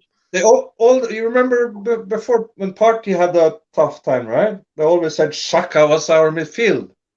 You remember that? Mm. Huh? Come on, Thomas Party is levels, man. Better than this clown, man. Listen, bro, thank you for coming on, Ken. Yeah, Yeah, thank you for having me on, and I wish you guys a nice day. Yeah. All right. Yeah, have a good week, Take bro. care. Thank you. Bye bye. Cheers. Cheers. Alright. Cheers.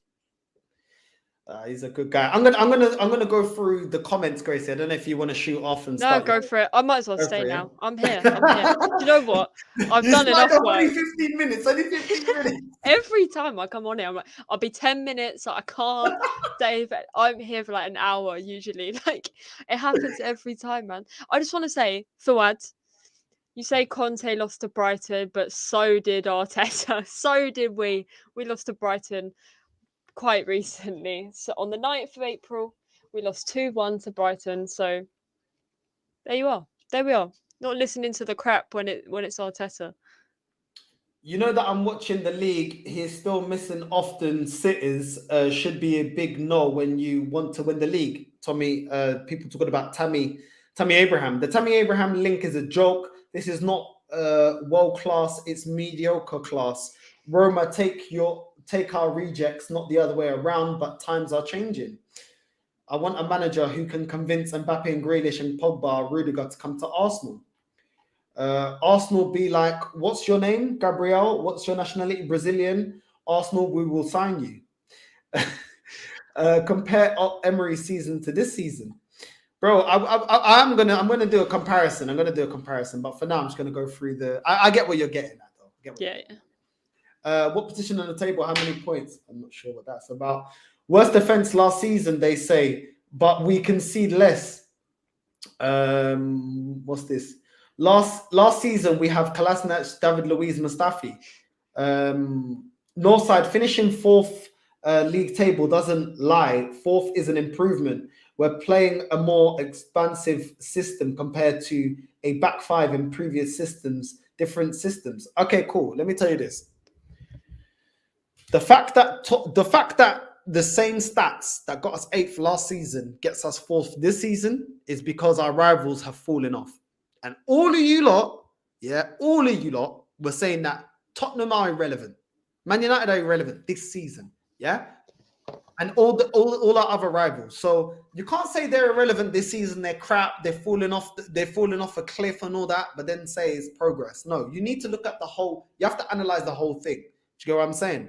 The fact that 8th position points that equals 8th position last season is equaling 4th this season is a drop off to our rivals. And I'm gonna leave it as that. If you don't get that, then you don't get it. I'm not gonna elaborate. We've improved the only position that matters in the world, position on the table. To be honest, he's Portuguese, so automatically he's your guy. Sorry, but the game is the game. I don't really think so, bro. So where are you from? So let me link every dead baller to you just because of nationality. Come on, relax, bro. Come on. We're not kids. Exactly. The structure of your club is rotten. No successful club has the sporting football director sharing power with the manager. That's some Man United backwards shit. It's become business to criticize Arsenal for views by YouTubers. Oh, really? Funny that, because the majority of the biggest channels, the Arsenal channels, are all Arteta in. Make that make sense. Name me on one hand all the Arteta outs and the big channels. Then name me all the ones that are ins. It clearly outweighs. I think there's only Lee Gunner, Curtis Shaw, and Troops. 3. Yeah? 3. Let me not go I'll on. tell you this. I don't get that many views, right? I'm not profiting off of anything. I literally don't get paid a single penny for everything I do. I don't do it to criticize Arsenal. I literally do a match reaction and a podcast and other things to do with Arsenal. I do it because of one person. I'm carrying a legacy. I don't give a crap. If I want to criticize Arsenal on my channel, I don't make any money. I'll criticize Arsenal on my channel because I'm fed up with it. You know, if I'm annoyed, as well, Gracie, yeah, I've just got monetized. I haven't even made enough money to trigger them to actually pay me. exactly. Yeah, you have to pass like a threshold for you These even people are to so get dumb. money. Like, They're so dumb. They're actually so dumb. I think the last time I checked, it was £30. I think you need to make about £60 to even trigger to a payout by YouTube. Yeah. So I've dedicated all these hours, yeah, and I've been paid zero. I was on the last couple of videos I did, yeah, I was ill. I got paid zero. I have not received a payment yet from YouTube. I've been doing this channel for a year now. So how about, yeah, if you don't like it, go watch a channel that you do like that's going to tell you all, that's going to spread all the PR that you want. Stop talking rubbish. And if you think you can do a better job, why don't you show me and Gracie how it's done, set up a channel and show us how it's done? tell you now, Simple. it's a lot harder than you think it is. It's terrifying at first. Like, it's generally terrifying. And look, you can still be an Arteta out, and you can still, I will celebrate every game. Do you know? Because I'm a proud Arsenal fan. Yeah, I'm not going to just sit here in like a misery, like, oh, we won again. Like, oh God, what am I going to do? No, like I give praise where it's due. You know, I love my club. I literally, my whole life and my family's life is centered around Arsenal. You know, so I don't come in here to.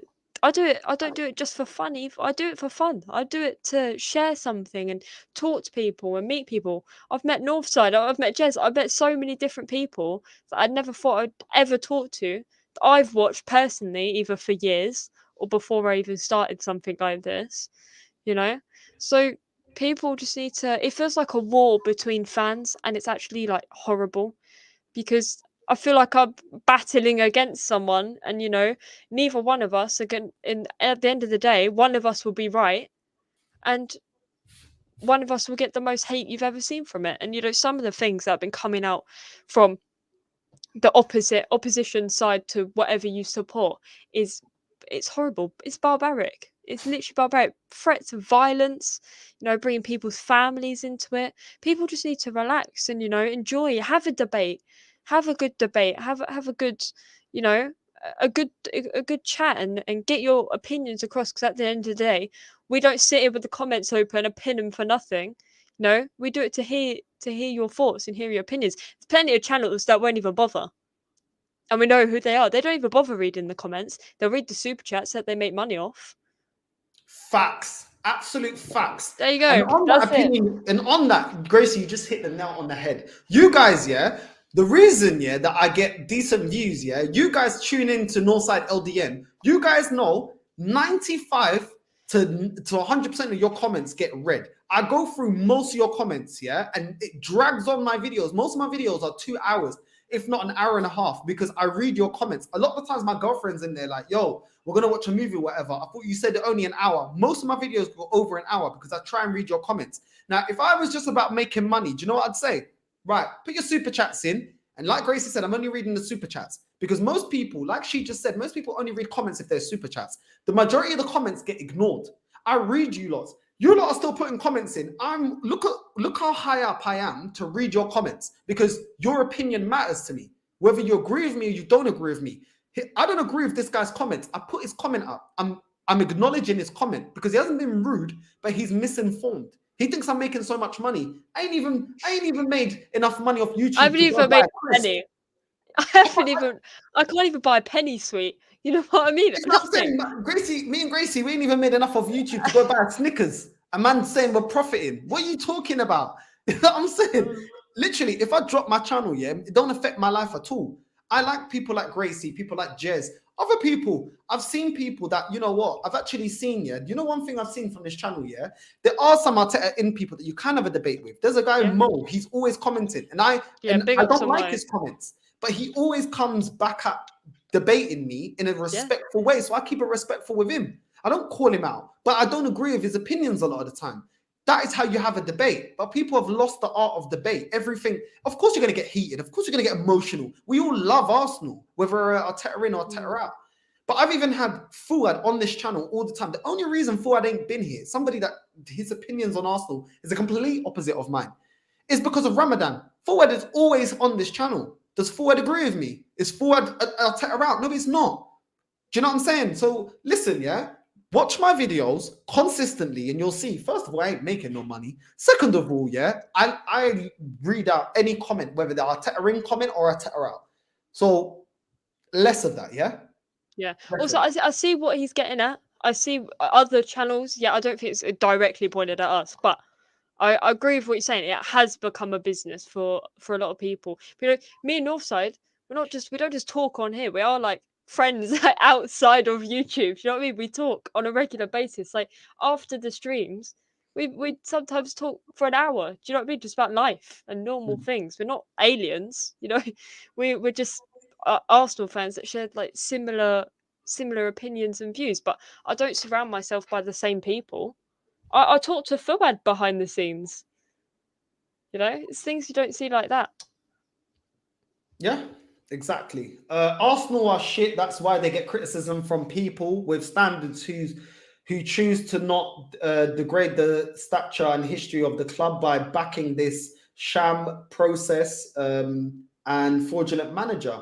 The type of football we play doesn't matter if we're not winning. We played beautiful football under Arsene Wenger, and if he didn't win a title for 14 years, or Champions League, despite being in it for 19 years. And this is what I'm saying. I'm not saying that we have to play a certain style, because for me, winning football is winning football. What I'm saying is having some structure to the club. Now, if the club has to have some form of structure.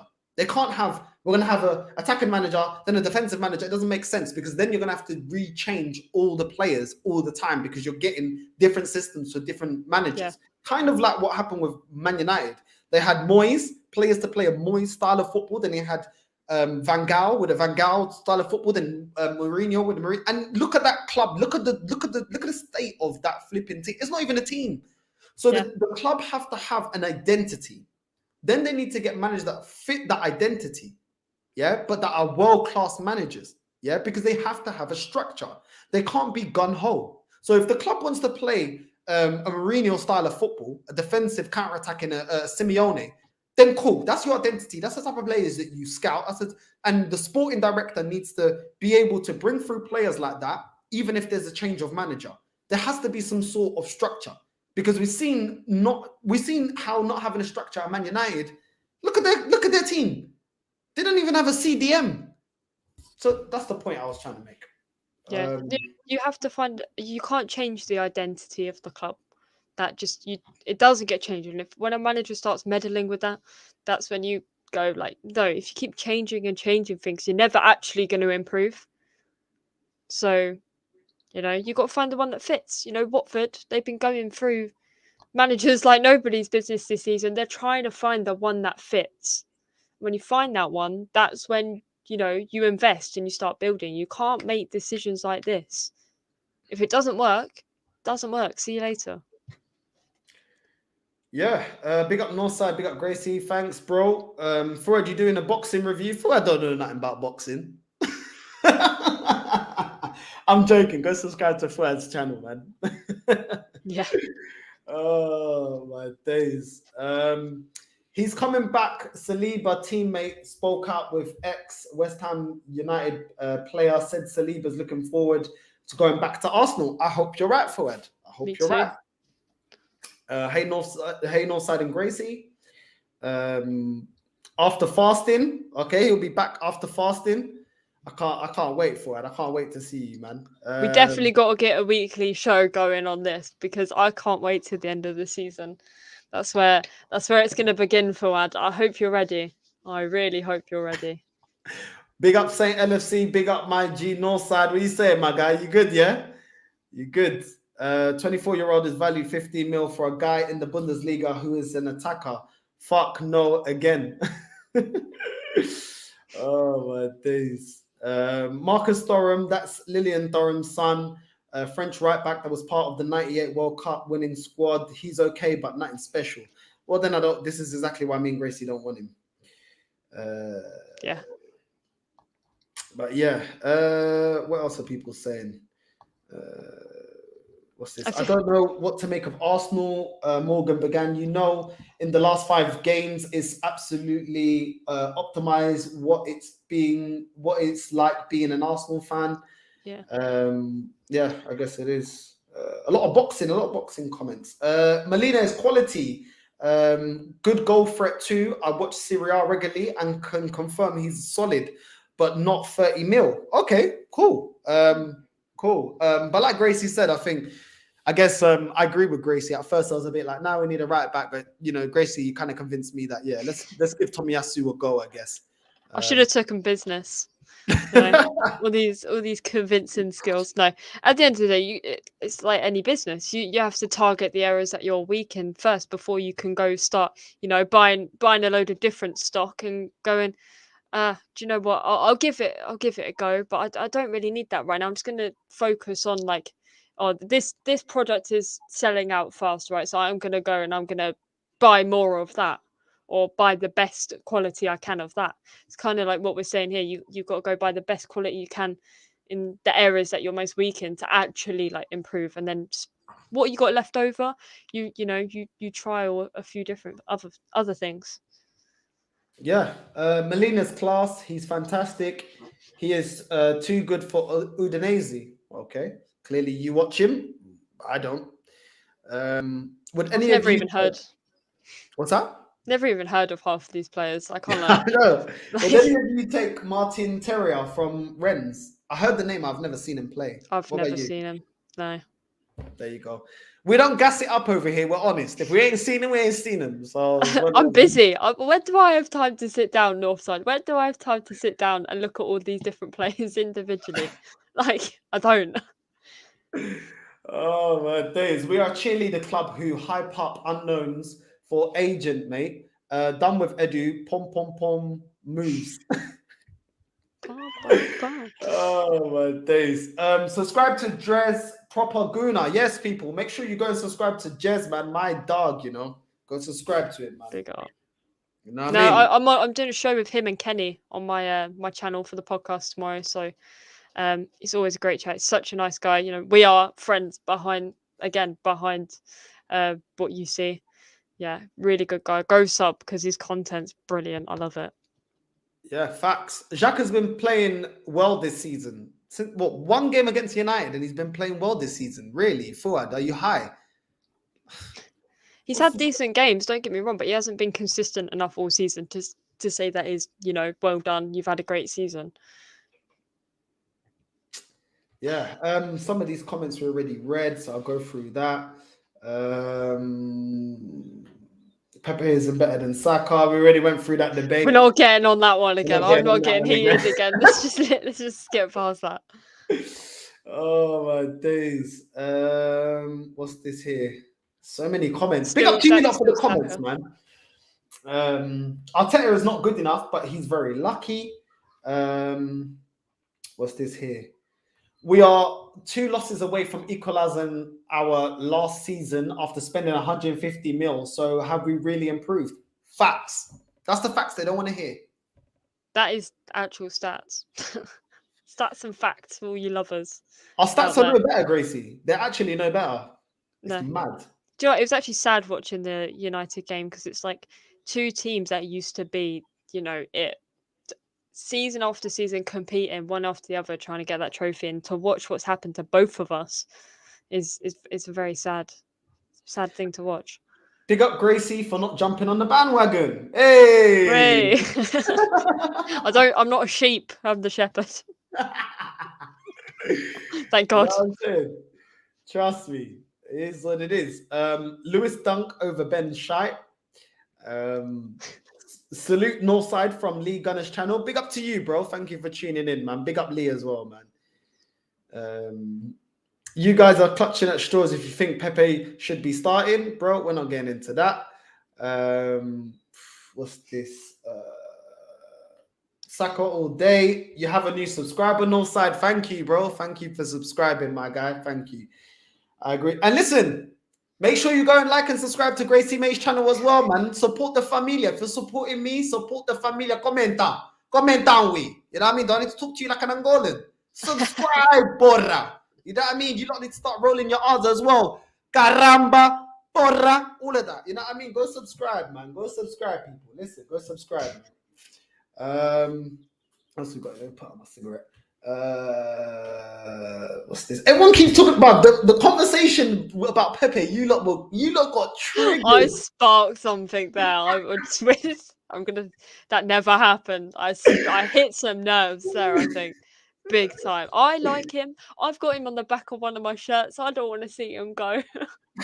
Bro, Do you know people what I mean? are triggered on that one, you know.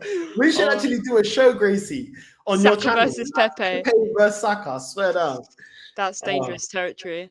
Very dangerous. I'm doing it. That is, you've convinced me. It's sold. Arteta's arrogance ruins players. Bye-bye Saliba, another French player exiled by Arteta. Something fishy about that. I think we lost Saliba. This idiot done it again. He might not want to come back. This is a great comment. This is a great, please. Yes, this is what I like, yeah? Because I got a nice comment for you. Odegaard masterclass against Chelsea and United, but he doesn't perform. Okay, cool.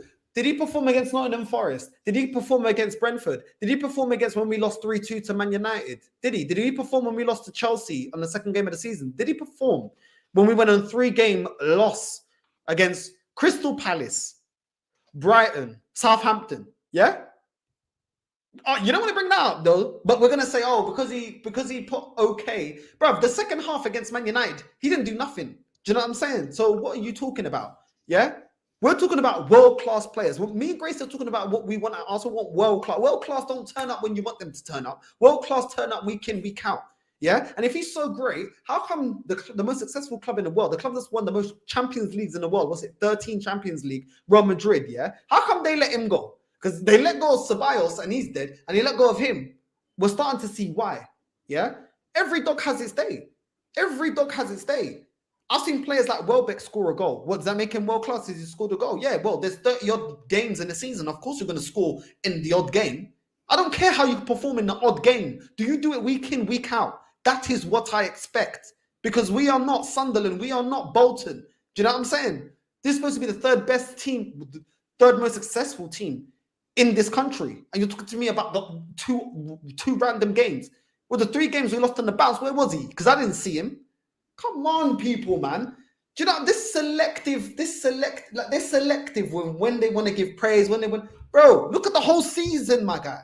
Look at the whole season. The rest of the season doesn't count. That doesn't count. Come on, man. Come on. Look, at the end of the day, I'm not denying that. Odegaard can perform and he can play well. I've said, if you go and watch my match reaction, said, Odegaard played well today. Well done to him, because he does. But I don't think, I'm not denying he's not the worst, but do I want not the worst player at my club? He can create chances, but it's the odd chance. When I look at the pitch, he doesn't stick out to me immediately and say, oh, do you know what? That was great. The way he just did that. Wow. I don't do that yet. So that's the argument you can put. If he played well against United, great. If he played well against Chelsea, great.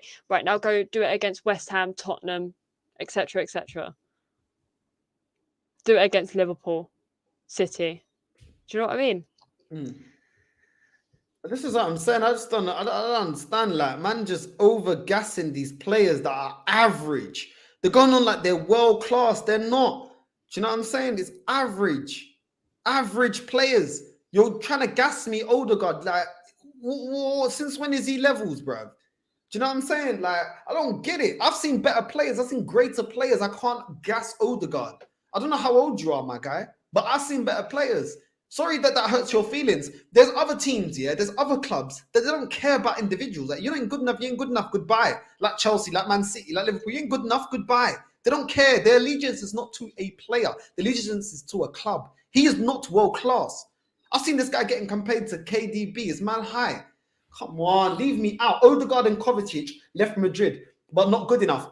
Has Odegaard led us to win the league or win something in Europe? So Kovacic, cool. You can have the argument with Kovacic. What other players left Real Madrid and has performed and has gone to do greater things other than Kovacic? Because I'll wait. Because most of them stay there. If they're good enough, they stay there. They don't leave. So I'll wait on that one. Oh, here it'll be the next debate. Not tonight. I haven't got the brain cells for this one. But Odegaard versus Ozil. That'll be a good one. Let's see. Let's compare. Look forward. Odegaard is class. I don't think he's class. I think he's average. You know, he plays when he wants to play. At the end of the day. Look, even here, even Mo. Thank you, Mo, for being honest. Thank you for being honest. I like Odegaard, but I think he hides in tough games. Exactly. But for us to win the league, you can't hide in tough games. You can't. When you look at the Invincibles, when you look at Arsenal winning double, bro, we don't hide in tough games. When I grew up seeing Arsenal facing those tough games, Patrick Vieira versus Roy Keane and all the, bro, we didn't hide in the tough games. And that's what players are made of. It's all good picking up stats and doing all of this against mediocre teams and bottom half teams. What about when you come to the crunch games? Because I'll tell you what, the same guy like Adam, you want to be in the Champions League, right? Well, you're not going to be coming up against Brighton and Watford and Norwich in the Champions League. So by Odegaard standards, he's going to go hiding. So how's he going to help us compete in the Champions League? Or is it not about that? As long as we hear that Champions League music and we get to the quarterfinals, that's all right. That is my criticism. I don't care if you're showing up against the small teams. I need you to show up against the small teams and the big teams. And then we'll be in a title race. I don't know. I just don't know. I don't know. Odegaard isn't class. He's had a good season, but he's not world class. He's had some poor games too. That's what I'm saying, man. He's had an average season. He's had an average season. There's nothing that goes, oh my God, that was his best season at Arsenal. You know, he's come back and he's like, yes, this. You know, I can't make a judgment on him. But from this season alone, I think he's bang average right now. And I see his contributions, but I don't think they're enough. I don't think they're enough. He has the good games and he can drop really bad games. And you know, so he's very up and down. He's a bit of a roller coaster during the season. Exactly. You can't stop Odegaard by man mark. You can stop Odegaard by man marking him. He also doesn't offer enough goal threat to be our number 10, but Arteta trusts him. There you go. I would rather have ESR in the number 10 position. There you go. Because I like the way he drives with the ball and really does offer something. Fuad, the comments are answered you already. This is great. Northside, who's better than Pep and Klopp at this moment? Tuchel? Hell no. Conte? Hell. The way you said hell no to Tuchel is a disrespect. My guy won the Champions League when 98% of that team 99% of that team weren't even his. Do you know what I'm saying? But he won the Champions League. But let me say less. Conte, Simeone? Hell no. Who's better than them two? Then we've got Mo here. Simeone is the closest to Pep and Klopp, Fuad. There you go. Simeone is a beast of a manager. Like I love his play style as well. I think it's brilliant. I think it's really good football. There we go. Fuad, is Arteta ever going to be on Klopp's level? Oh, this is funny. Fuad said Conte lost to Brighton. People, are you listening to this crap? Okay, cool. Your manager lost to the manager that got sacked. So does that mean that Unai Emery is better than Arteta then, by your standards? Your manager also lost to Brentford. So does that mean the Brentford manager is better than your manager? You see how I use your logic against you? It don't make no sense. Yeah? Your manager also lost to the manager of Nottingham Forest. They knocked us out of the cup. So does that mean that Arteta is worse than that? Oh, okay. Be quiet. Be quiet, Fuad, because I've got a lot of smoke for you. I've been waiting. I've got the evidence. The end of the season's going to be... But Gracie, this is the thing here. He's not here to start shouting, because normally when I'd make something like that, use his own standards against him. Yeah, but who's going to... He makes a point, but when you use it back against his manager, what's he got to say? Nothing. I look forward to it. Let's arrange the date. Come on, Fuad. Let's arrange the date I'll make myself available. I don't care what I'm doing on that day. I will be available, and let's have a good debate. It's been a few weeks, and it'll be interesting. There you go. But yeah, man, listen, that's gonna be enough, man. There's so many comments. Listen, people, thank you for all the comments. AFT is all positivity. I like a debate, Northside. Adam, bro, no, listen, I like a debate too, man. Like, one thing I like about your comments, you're never rude. You may not agree with me, but you're never rude. And I wish there was more people like you that, and there are a lot of people in this chat. I can't lie. There's a lot of people in the chat that come in that don't agree with me, and we can have a debate. So listen, it is what it is, man. It is what it is. But yeah, listen, it is what it is. We're not always gonna see eye to eye, and it is what it is. But people, listen, there's so many comments here. I can't get through. I will. This person, I haven't read any of their comments. Let me see if I can just read one of them. World-class players won't come to Arsenal with this manager at this club. He needs to be consistent, 7 out of 10 for most games. And yeah, listen, people, thank you so much for tuning into Northside LDN. You've got a bumper show today with special guests. Gracie, this side. Gracie, make sure you go and subscribe to her channel. Make sure you go hit a like and a bell notification. Also, make sure you go and watch her vlog video, so you can see, what her day-to-day is like before she even does anything on YouTube. Other thing that's going on in her life, and how many things she juggles at once. I mean, it's more things than me. So yeah, man, make sure you go and support her. Gracie, you got anything coming up today, tomorrow? Yeah, tomorrow I'm on at 6:30 with I'm joined, fortunately, by Jez and Kenny. It's the All Things Arsenal podcast, and we're going to go a little bit into the previous games and looking towards the end of the season. But then I like to switch it up because I think everyone's talking right now about this big top 4 race and everything. So I want to bring something new to the table. I want to talk about us as people and us as fans, because at the end of the day, we're all one big family, and I love to hear about everyone else as well. And we all sort of share our experiences and like what we want to see, like when we're at games, etc. So it should be a good show. And then in the next couple of weeks, I've got a few things coming up because people are asking me to come on my channel for once. Hey, so I'm booking up. I'm the plug. I'm booking up. They want to come on my channel, so I've got my diary going. So in the next few weeks, it's going to be pretty packed. But I have exams, so it's going to be up and down. But we'll see how it goes. There you go, people. Make sure you're tuned into that, and make sure you subscribe, and make sure you catch on that, man. Listen, at the end of the day, we just want the best for Arsenal Football Club. And like Adam says, we can all have difference of opinion. And when I bring up these stories, I want these debates, players that are linked to us. Would you want to see them at Arsenal? Get to see what other fans think. And I never thought that on this platform I'd have, Arsenal fans that are from Norway, like Ken that was on, or Arsenal fans, from where Gracie lives. I ain't going to tell you where she lives, but she lives very far from me. And, don't come for me, people. I already see enough of you. Yeah, I already see enough of them on the train. They come up to me and be like, "Oh my god!" And I'm like, "Oh, I don't like that. Leave me alone. Like, I'm not famous. Just pretend you don't know me." You know what I'm saying? It's mad, bro. It's crazy. It's mad. Like, people from America, people from Asia, people from Africa. I never thought, man, and that's a beautiful thing about YouTube. It connects you with people you probably would have never crossed paths with. Because my life is very simple. I'm in the Kizomba club, or I'm in the Latin club, or I'm at work, or I'm playing Nintendo. That's it. You know what I'm saying? It's lucky you, Northside. I could dream. Working. I forgot about working. Oh yeah. You know what I'm saying? But listen, people, make sure you go and subscribe. Gracie, how many followers you on right now?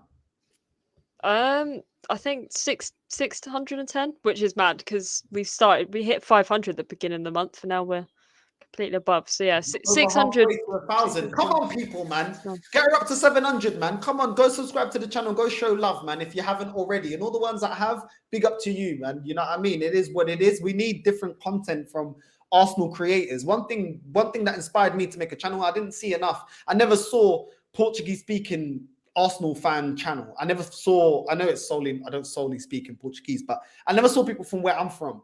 speaking on Arsenal and stuff like that, and that's why I created it. Gracie gives another demographic, you know. She's younger than me, she's from a different walk of life with me, ethnicity wise different, so go there, man. It will give you a different perspective, a different view. Also, I'm not a woman, and it's good. The variety, that's what life is about. You know what I mean? Yeah. And that's why, for me, I ain't got time for people that don't like variety. Because when people don't like variety in football, they like variety in food, holiday, cars, clothes, all of that.